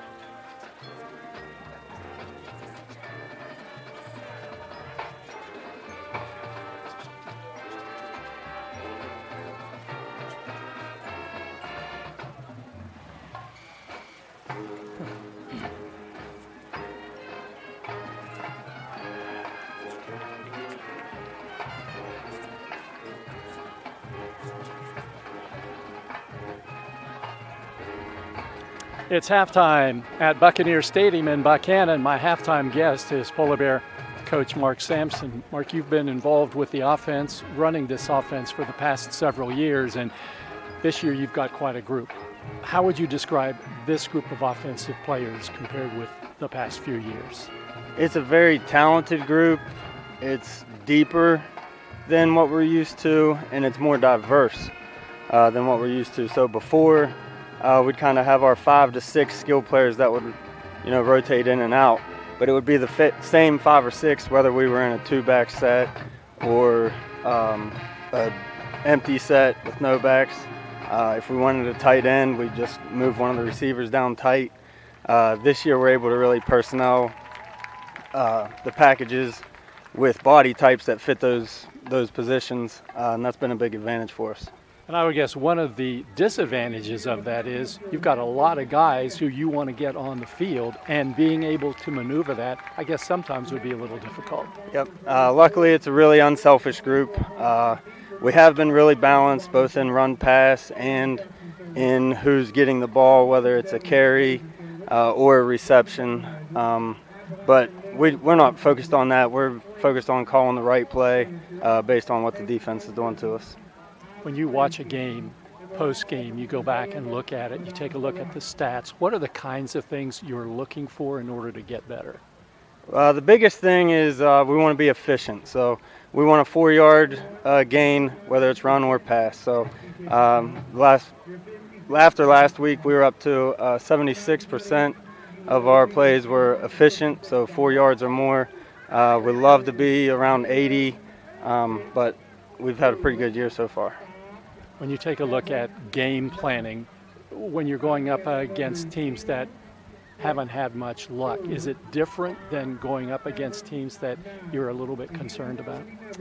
You try not to. You can see, the advantages, again, in terms of personnel, where you might have a better advantage in your one-on-one. But going back to, we still want to be making the right call based on what they're trying to do schematically before we start taking advantage of the individuals. When you call a play and the kids look to the sidelines, get the play, does the quarterback ever change that play at the line of scrimmage? Not very often.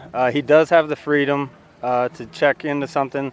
If it's jumping out to him, he has earned that right to change it. But most of the time, he's able to communicate with me what he wants before we get the original call in. So if he wants something, that's what we'll call in.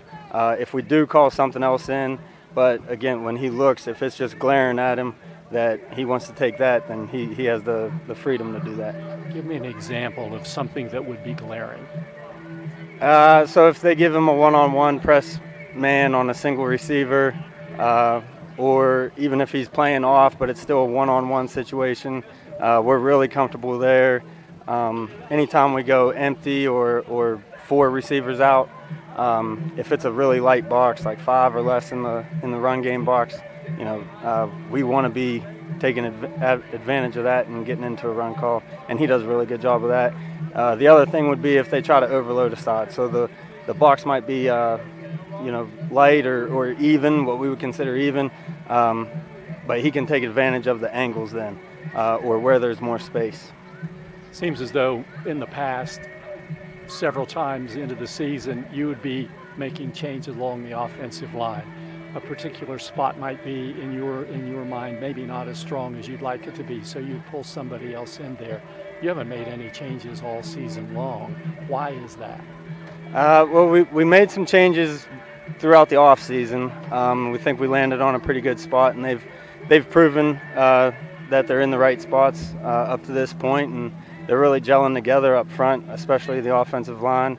And that's one group you don't like to make changes because they're doing so much as a team, like a tag team, especially the guys that are side by side. So you don't like to make changes there unless it's absolutely necessary. But that group they're really playing phenomenal football right now. When you talk about the offensive line, I think a lot of people think, okay, when you're a lineman, you just block the guy in front of you and that's the play. But there's so much more. What is it that makes that such a difficult position to play? Because your assignment can change based on what the defense is doing. So you might line up and think you're going to one person or one body, but the way that it shakes out, or any stunts or games that the defense might be playing, it changes real quick. And that's why it's important to keep that unit together so that they get used to how they work together and how they communicate to one another. You've had this season, and everybody knows that a larger number of transfers in than the school's ever had before, and the transfers in were all players who were big-time players at their schools. And I think a lot of people wondered, okay, how's this group going to mold together? How would you consider, now you're halfway through the season, how that has gone? Oh, it's been awesome. We've had 0 issues from any of them. They're extremely hard workers. None of our guys, felt a negative way about them coming in. Everyone's been focused on winning and accepting their role and getting as good in that role as possible without accepting it, without settling for it. So they've accepted their role, but if it's something smaller than they might want, then they're still striving and working hard to improve that role, but it's not hurting their play on the field. It's been a very successful offensive first half of the season for the Polar Bears, but I'm sure in your mind there are things you want to see better. What improvements do you want to see from this group as you head into the second half? Well, we've had a few times where we're lined up incorrectly, mostly the receivers, having too many guys on the line of scrimmage, not having enough on the line of scrimmage. That's the first thing that stands out to me. And then, we've done a really good job of pre-snap and post-snap penalties. So that's been a point of emphasis for us that we've done a really good job of. We're going to get holds and those kind of penalties, but as long as it's an effort penalty between the whistles, those we can handle those. and we just got to keep doing what we're doing with the pre-snap stuff. It's always a highlight of my season when Mark Sampson is my halftime guest. Hey, thanks and good luck the rest of the way. Thank you very much. Halftime continues at Buccaneer Stadium. It's the Polar Bears and Buckhannon-Upshur. We'll be back with more here on 93.1 WFGM.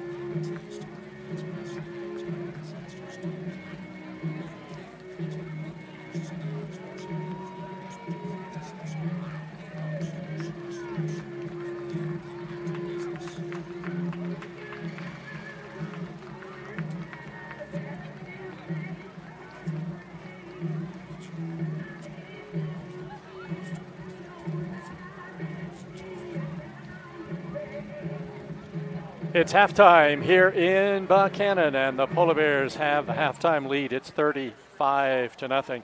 Let's check some of the scores of games going on around the state tonight in Class AAA. Bridgeport leads Brook 48-0 in the third quarter. Princeton, the number 3 team in AAA, has a 28-13 lead over Winfield. That game is in the second quarter. Halftime, Independence and Oak Hill are tied at 14. Nitro leads Ripley 30-6. Philip Barber and Berkeley Springs, the Colts 41-0 lead in the second quarter. Here's a good one tonight. Elkins and Grafton. The Tigers have had a great start to the season. 4 wins in 5 games. They are leading Grafton, but it's 17-14 in the third quarter. RCB and Point Pleasant are at halftime. That game is tied at 14. And that takes care of our AAA scores. Let's move over to Quad A, where Wheeling Park and Morgantown are still tied 7-7. That game's in the third quarter. And let's look at University and Butler, PA. That game is in the third quarter. And no score in that one. So University and Butler, Pennsylvania, scoreless in the third quarter. Here in this game, the Polar Bears scored 3 touchdowns in the first quarter and finished with 2 more in the second quarter. And Fairmont had that 35-0 lead at halftime. Statistically, it's been a certainly dominant performance by the Polar Bears. Rushing yards for Fairmont, 101 for Buckhannon-Upshur minus 13. Through the air, the Polar Bears have completed 16 of 24 passes, 3 touchdowns, 1 interception. Buckhannon has completed 2 of 12 passes for 22 yards, 1 interception.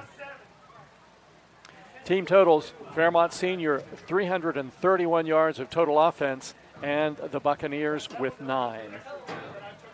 Touchdown scorers for the Polar Bears. Fairmont on the scoreboard. First possession of the game, a 16-yard pass to Cannon Dinger. Extra point by Peschel made it 7-0.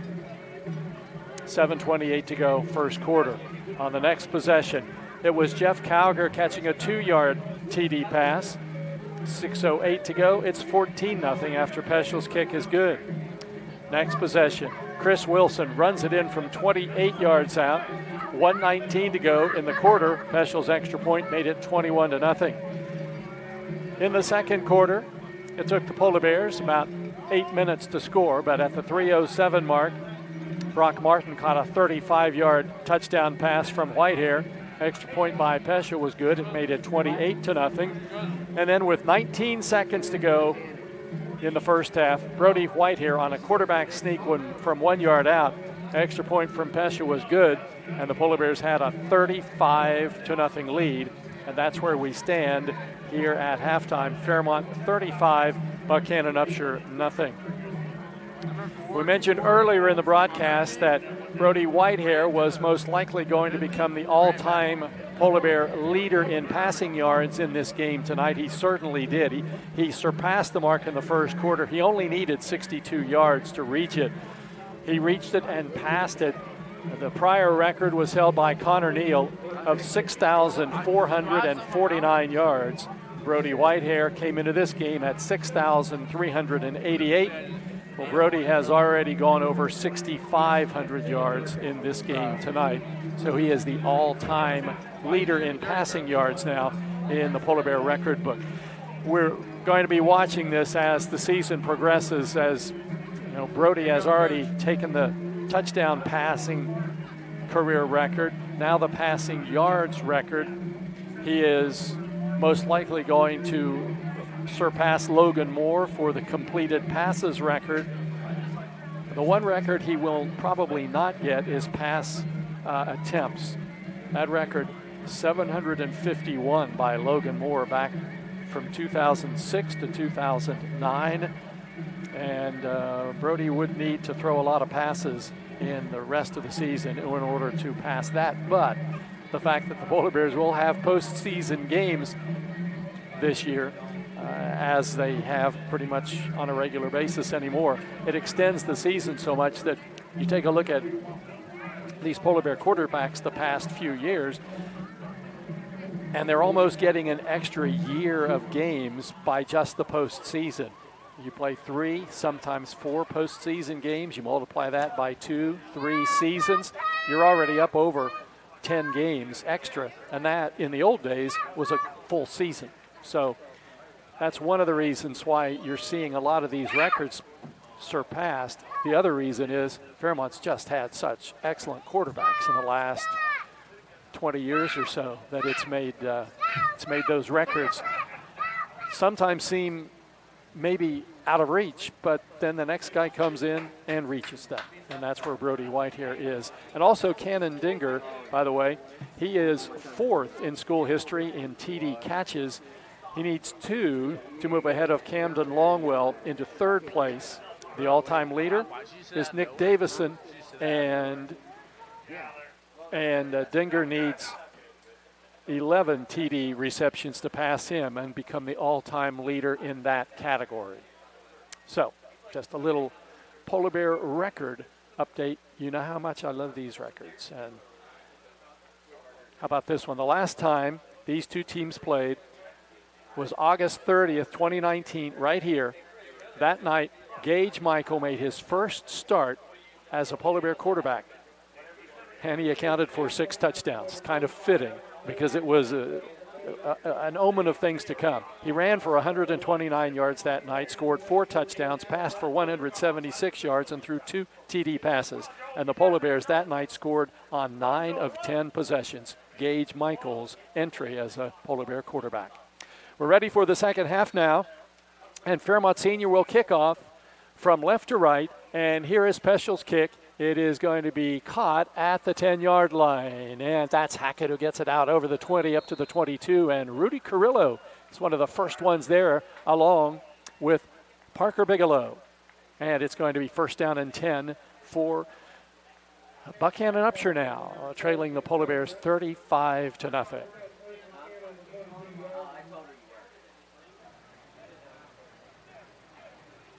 So the ball marked out over the 20. It's going to be up at the 22-yard line, and that's where it will be first down and 10 for Buckhannon-Upshur.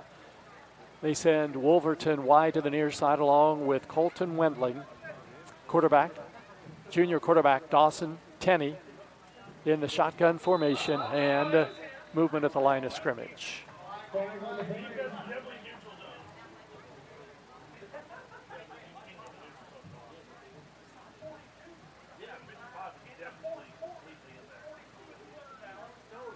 The referee walks to nearly the center of the field.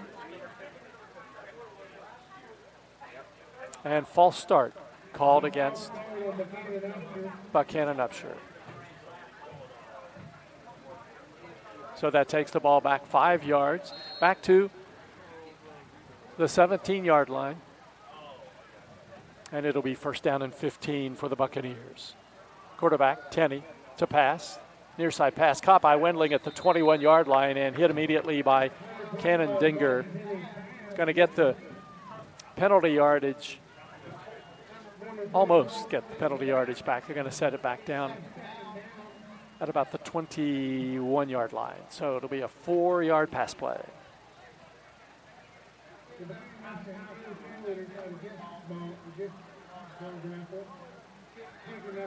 So second down, 11 yards to go. The ball at the Buccaneer 21-yard line.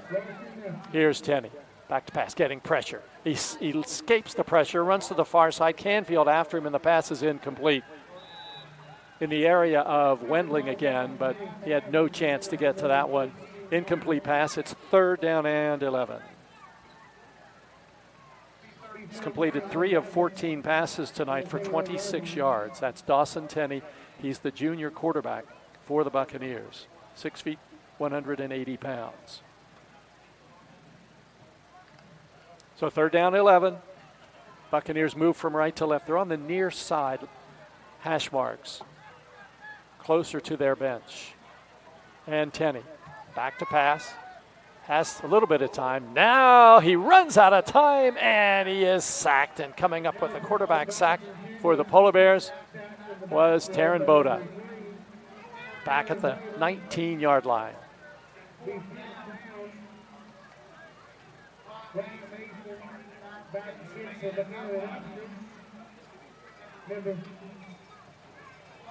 So punting situation for the Buccaneers now. Punter stands back at his 5-yard line. Fairmont's come close to blocking his punt a couple of times tonight. It's a good snap, and the punt might have got a hand on it because it is very, very short, and it goes down at about the 37-yard line in Buccaneer territory. So 37-yard line, that's where the Polar Bears are going to start. So it'll be first down and 10 from there. Change of possession time, 10 minutes, 19 seconds. Polar Bears on top 35-0. We'll keep our eyes on the Morgantown Wheeling Park score because the Polar Bears will take on the Patriots next Friday night. That game at last check was tied at 7 in the second half. First and 10 Polar Bears. White jerseys, white helmets, blue pants. Wilson, the running back behind quarterback Whitehair. Fairmont has 3 receivers to the left side. And here's Whitehair passing to the far side. Martin catches it at the 41. He's down to the 40. He's down to the 30, the 25, the 20, and run out of bounds on the far side of the field. But a nice play for the Polar Bears down to the 18-yard line. It'll be a 19-yard pass play from Whitehair to Martin.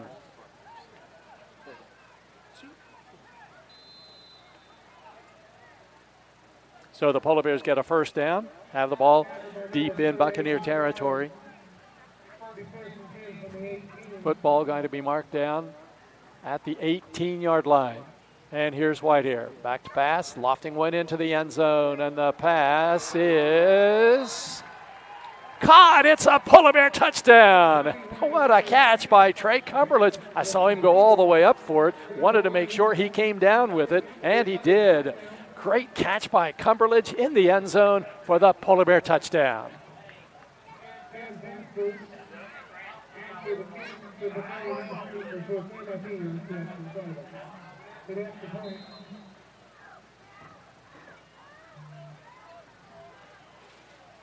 So Cumberledge gets the touchdown pass from Whitehair, and now Peschel will attempt the extra point from left to right. The ball is down, the kick is up, and the kick is good. And there's timeout on the field.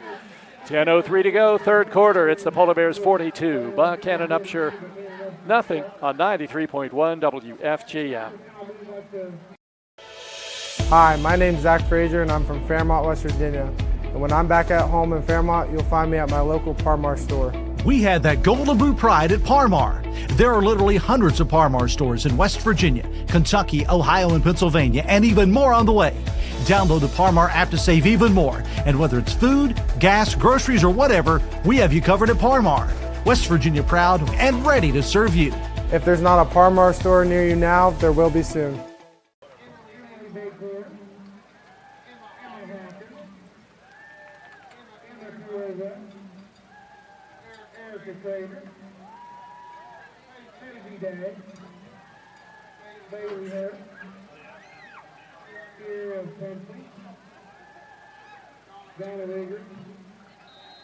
The Polar Bears ready to kick off now.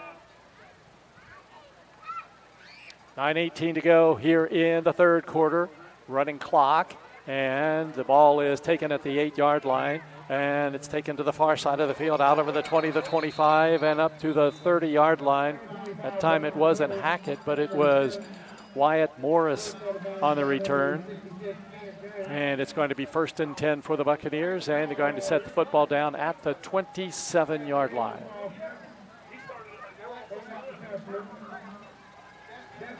Clock turns down to 8:46 to go here in the third quarter. The Polar Bears on top 42-0.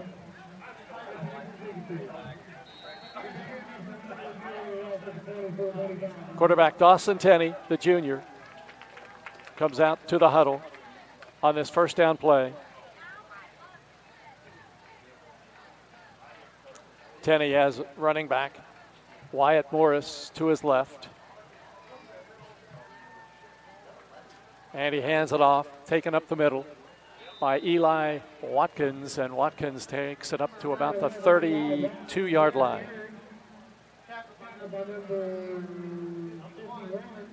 So it'll be a gain of about 4 yards on the play, 2nd down and 6.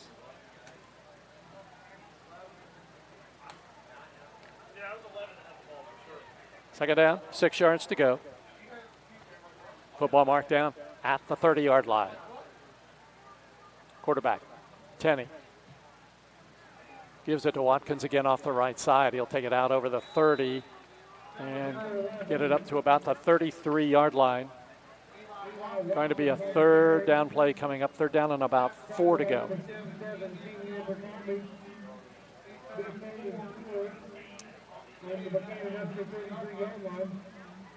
Third down, 4 for the Buccaneers. They had minus 13 rushing yards in the first half. Polar Bears have a 42-0 lead. Quarterback, Tenney. Running back starts a little too soon, and there'll be a penalty coming. As soon as he took a couple of steps, he stopped, put his hands up in front of his helmet. If you had any doubt as to who the penalty was on, he kind of gave it away. 5-yard penalty. Now that makes it a much more difficult situation for the Buccaneers, because instead of looking at a third down and about 3 yards to go, they've got third down and about 8 yards to go now. Football set down at the 29-yard line. Dawson Tenney sends Antolini in motion. He gets the handoff, sweeping to the left side, but Calger's got him and brings him down at the 25. Calger, a big defensive play and a 4-yard loss for the Buccaneers. So it's going to bring up a 4th down and about 12 yards to go. Another punting situation for Wyatt Mason. Stands inside his 15-yard line at about the 17. Martin back deep for the Polar Bears at the 45 in his own territory.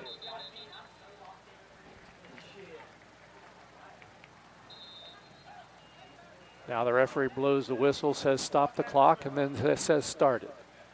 So game clock inside 5:25. Good snap, and the punt is away, high but short. And it's going to hit at the 45, and it takes a neutral roll, and it is down right there at about the 47 in Buccaneer territory. So Wyatt Mason hasn't gotten any breaks on the bounce tonight. His punts have gone up and come down and either bounced straight up or they've bounced backwards. And so Fairmont starts at the 47 in Buccaneer territory. Game clock 5 minutes at the change of possession. Hard to keep track of that with a running clock. You know, normally they'll stop the clock at change of possessions, but they're not doing that tonight. So Fairmont has all new players in the game now. And the snap goes to Dominic Trotta, gives it off to Rapchek off the right side, inside the 45 and down to about the 44-yard line. Rapchek going to get about 4 yards on the play. The mark it at the 43.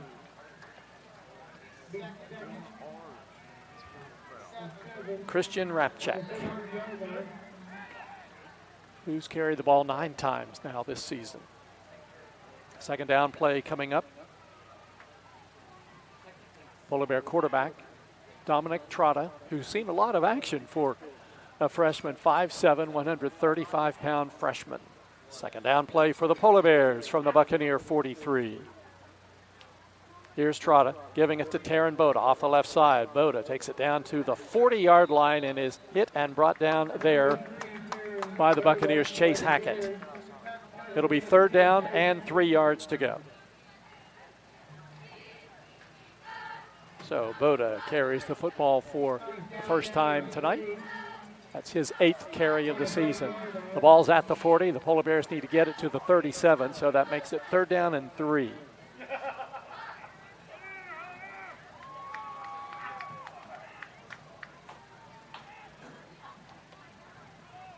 Fairmont leads 42-0. All the subs in the game now. Trotta at quarterback. The snap goes behind him. He has to run all the way back into his own territory to fall on it, and he does finally fall on it, but it's going to be back at about the 38-yard line.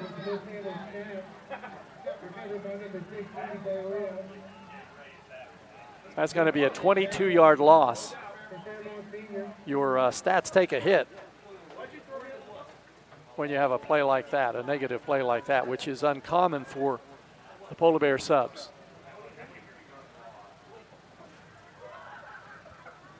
So, punting situation now. Flower in to do the punting. The line of scrimmage is the 38. Flower stands at his 21-yard line, has lots of time. High punt, but short. It's going to hit at the 42, and Polar Bears fall on it at about the 42-yard line. He punted it short, and there were some blue jerseys heading back to block that were running under that punt. You probably heard some people up here in the press box yelling for them to watch out. You don't want it to hit one of them, because then it becomes a live ball, and the Polar Bears could have recovered. But it's going to be marked down at the 43. So just a 19-yard punt for Flower, and the Buccaneers get it with 1:40 to go here in the third quarter. We have a running clock in the third quarter, and certainly we'll have the same in the fourth quarter. Now timeout called by the Buccaneers. With 1:23 to go, third quarter from Buckhannon-Upshur High School. It's the Polar Bears 42, the Buccaneers nothing on 93.1 WFGM. Hi, my name's Zach Frazier, and I'm from Fairmont, West Virginia. And when I'm back at home in Fairmont, you'll find me at my local Parmar store. We had that Golden Boot pride at Parmar. There are literally hundreds of Parmar stores in West Virginia, Kentucky, Ohio, and Pennsylvania, and even more on the way. Download the Parmar app to save even more. And whether it's food, gas, groceries, or whatever, we have you covered at Parmar. West Virginia proud and ready to serve you. If there's not a Parmar store near you now, there will be soon. An injury at any age can be a game changer. But with walk-in clinics Monday through Saturday, the Marshall Sports Medicine Institute is ready to get you off the bench and back in the game. Marshall Sports Medicine Institute takes care of the herd. Let us take care of you. The Polar Bears with a big lead, and Buckhannon-Upshur with the football now, and they have a bad snap, and the quarterback, Tenney, goes back and just sits down with the ball back inside his 35-yard line.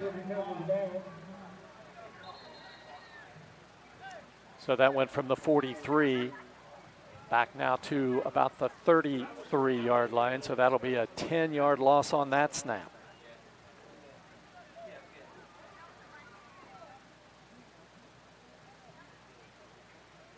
So now 2nd down and 20 coming up for the Buccaneers back at their own 33-yard line. We're inside 1 minute to go in the 3rd quarter. Fairmont with a 42-0 lead.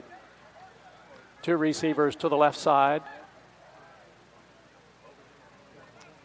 And the quarterback hands it off to Wyatt Morris off the right side out over the 35 up to about the 37-yard line.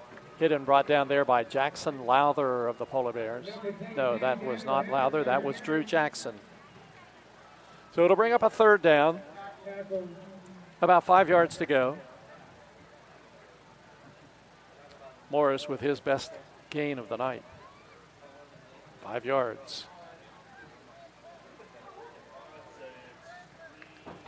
So 3rd down coming up.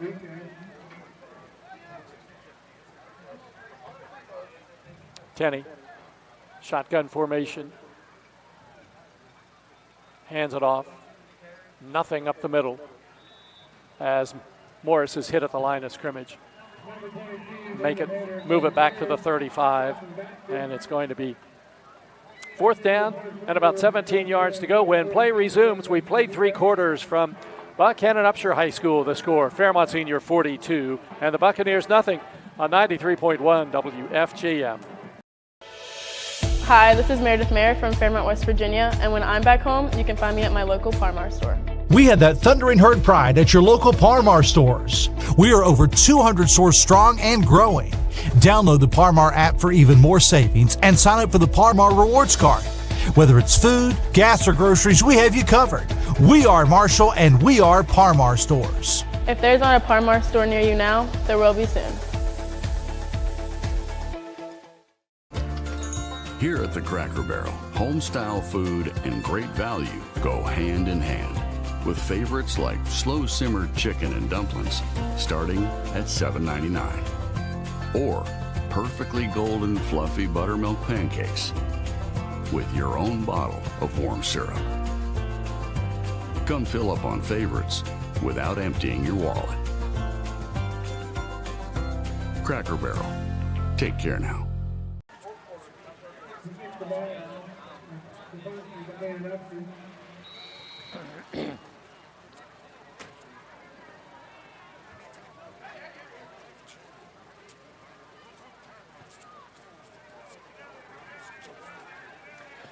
The Buccaneers putting the ball away to the Polar Bears, and the punt rolls inside the 40, inside the 35, and down to the 30-yard line. Punt by Wyatt Mason, and the Polar Bears now will go 1st and 10 from the 30. 11:35 on the clock at the change of possession. The Wheeling Park Morgantown game now in the 4th quarter. Wheeling Park leading Morgantown 14-7. University also has taken the lead over Butler, Pennsylvania. That game now 10-6 University, 4th quarter. Polar Bears with all their subs in the game. And Trotta gets the snap, hands it off, and there's whistle at the line of scrimmage. And timeout called by the Buccaneers. Timeout, Buckhannon-Upshur, 10:57 to go, 4th quarter. Polar Bears 42, Buckhannon-Upshur nothing on 93.1 WFGM. National Bank, where you can purchase or refinance your home with the no down payment champion mortgage. No down payment, no private mortgage insurance, no kidding. Visit your local branch to get started today. City National Bank, member FDIC, equal housing lender. To learn more, log on to mortgage.bankatcity.com.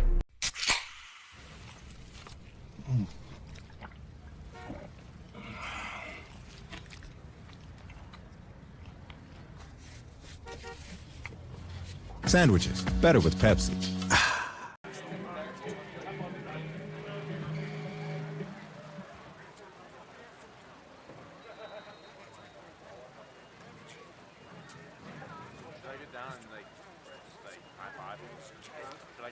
The Polar Bears have the football. It's 1st and 10. It's at the 30-yard line in Polar Bear territory. Running clock here in the fourth quarter.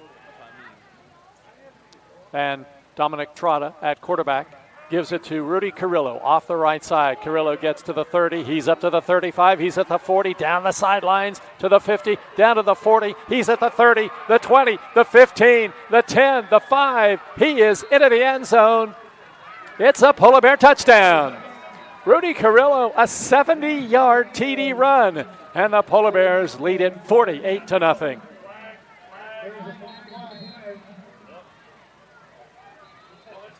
Oh, the referee now calling a personal foul against Buckhannon-Upshur, so the run will count.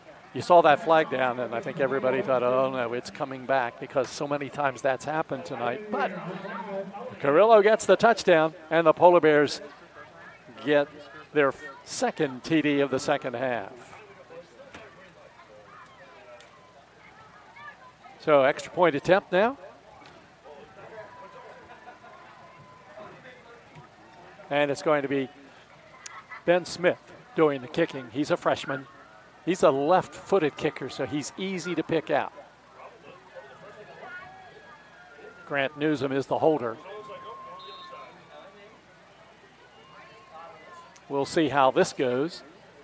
Ball down on the tee. The kick is up, and the kick is low. Below the crossbar, no good. And there's timeout on the field. 10:36 to go, fourth quarter. It's Fairmont 48, Buckhannon-Upshur nothing on 93.1 WFGM. Hi, my name's Zach Frazier, and I'm from Fairmont, West Virginia. And when I'm back at home in Fairmont, you'll find me at my local Parmar store. We had that Golden Boot pride at Parmar. There are literally hundreds of Parmar stores in West Virginia, Kentucky, Ohio, and Pennsylvania, and even more on the way. Download the Parmar app to save even more. And whether it's food, gas, groceries, or whatever, we have you covered at Parmar. West Virginia proud and ready to serve you. If there's not a Parmar store near you now, there will be soon.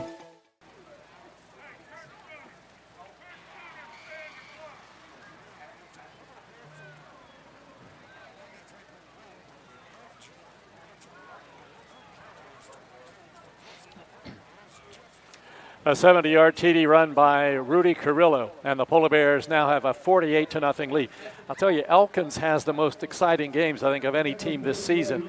They're playing Grafton tonight. It's 30-30 in the fourth quarter now, and Elkins just manages to win all these close games.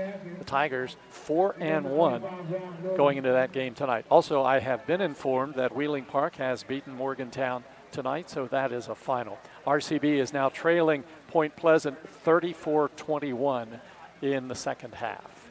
The advantage of starting late is most of the games going on will be over before we are. Polar Bears kicking off. Penalty assessed, that personal foul assessed on the kickoff. So Flower will kick off, and he'll try to get it into the end zone, and he will. Kicking off from the 45 in Buckhannon-Upshur territory. He's able to easily get it into the end zone for the touchback. And the Buccaneers take over as the clock begins to turn now in this running clock situation with Fairmont on top 48-0.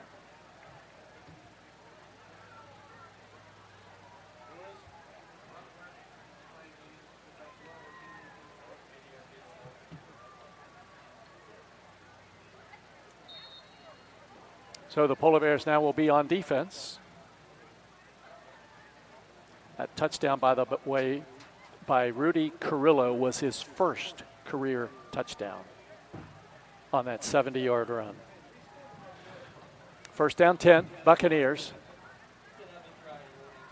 New quarterback in the game now for the Buccaneers on this 1st and 10 play. And there's a flag on the play. False start called against the Buccaneers.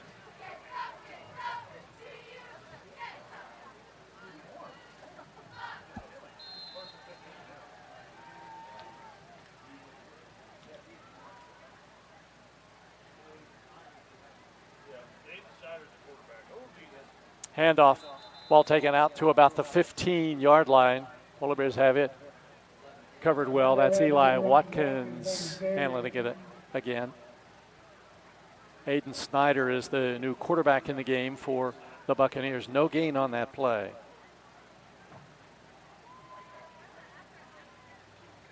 Aiden Snyder, quarterback, 5'8", freshman. Second down, 15 yards to go. Snyder has Watkins to his left on this 2nd and 15 play, and he's back to pass. Sends it to the near side, and the pass is caught at the 20-yard line. Then he gives ground inside the 20, and that's where he's hit and brought down by a Rapchak.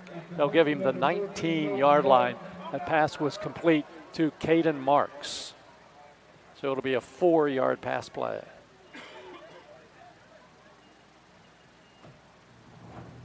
$30 yards in passing tonight for the Buccaneers. And it's 3rd down, 11 yards to go. Line of scrimmage, the 19.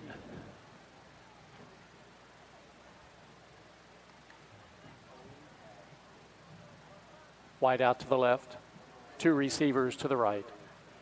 Quarterback, Snyder out of the shotgun, back to pass, sends it to the left side, and the pass is caught nicely at the 25-yard line by Wolverton, taken over the 30 to the 32, and it'll be a Buccaneer first down, a 13-yard pass.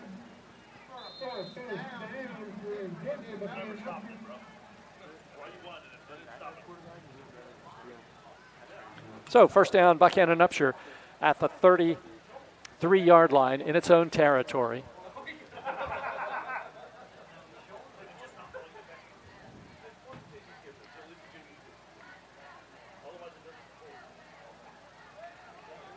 Papali along the front line for the Polar Bears now. Handoff goes to Watkins, and he's hit behind the line of scrimmage, and he's going down. Nice job by the Polar Bears coming off the bottom of the pile. That was Parker Bigelow. Tackle for loss.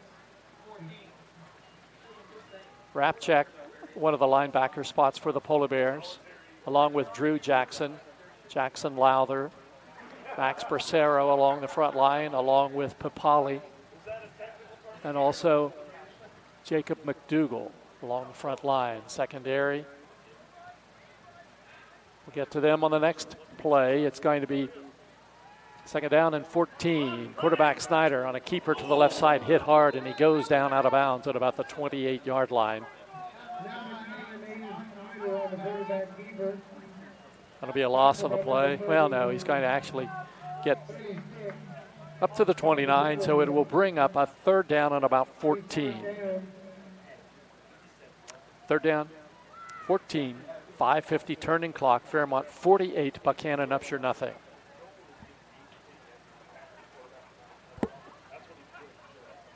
Grant Duzum is in the game for the Polar Bears as well. He's a freshman corner on the far side. They're down and long. Quarterback Snyder passes downfield, and the pass is incomplete. Diving attempt at the 35-yard line made by Watkins, but he couldn't come up with the ball, and it'll bring up a 4th down for the Buccaneers.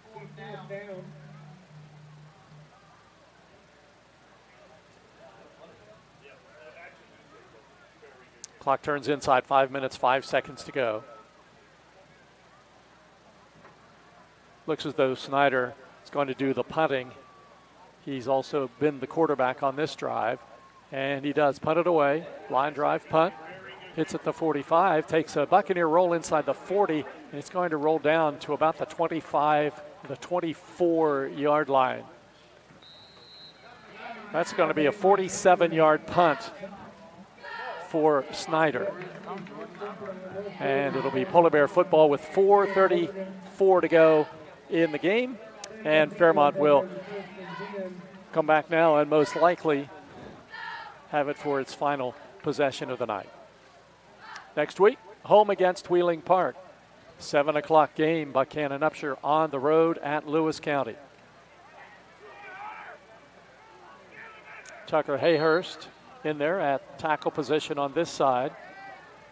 Abercrombie, the guard. Keener at center. Trotta, first down play. Hands it off to Wagner. Wagner comes this way. Stutter step move. Tries to get loose, and he does. He gets to the 25, the 30, the 35, the 40. He's down the sidelines at the 50, down to the 40, the 30, the 20, the 10, the 15, the 10, the 5, and he's into the end zone, but there's a flag thrown and an unnecessary block that's going to pull Wagner's play back. Still going to get a nice run, but it's not going to be a touchdown. So a block in the back. It appeared to be on the run back. Well, no, they've picked up the flag, and it is a Polar Bear touchdown. So the touchdown goes for Jordan Wagner, and the Polar Bears score again and lead it 54-0. Extra point attempt from right to left. Ball down, and the kick is up, and the kick is good. And there's timeout on the field. 2:44 to go, fourth quarter. The score, Fairmont Senior 55, Buckhannon-Upshur nothing. A 93.1 WFG. 1965, the team at City Construction has been an industry leader in all facets of construction, shaping the West Virginia landscape with some of the most recognizable commercial projects throughout the state. As one of the largest general contractors in north central West Virginia, our outstanding record of quality workmanship and personal service is here for your next project. Call our team of experts today. Give us the opportunity to design build your next project. City Construction Company, West Virginia proud since 1965.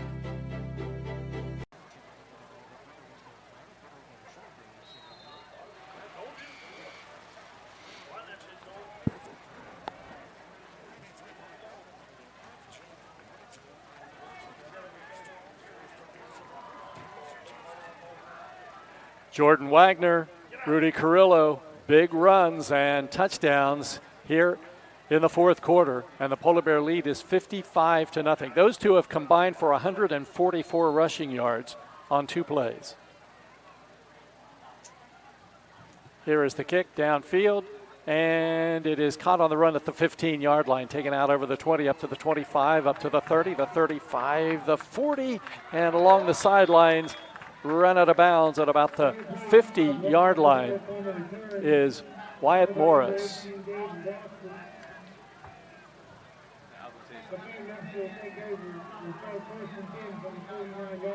So it's going to be first down and 10 for the Buccaneers now. Game clock down to 1:35 to go.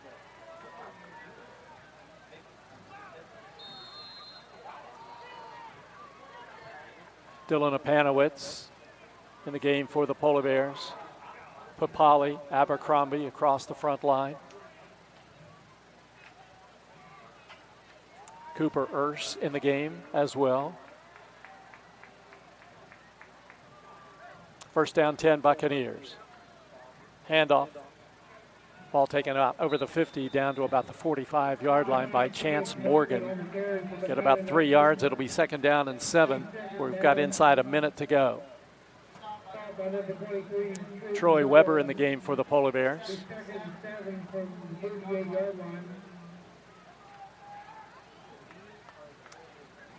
Jasper Walford into the game as well.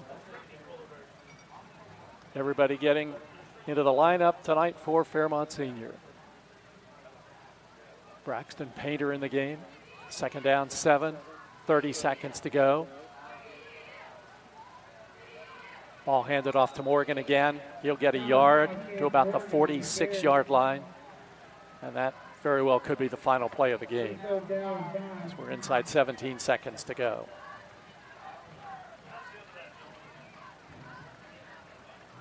And that is going to end it. As both teams head to the sidelines, this one is over and the Polar Bear winning streak continues. It's the final from Buckhannon-Upshur High School. The Fairmont Senior Polar Bears 55 and the Buckhannon-Upshur Buccaneers nothing. We'll have the wrap-up coming up next on 93.1 WFGF.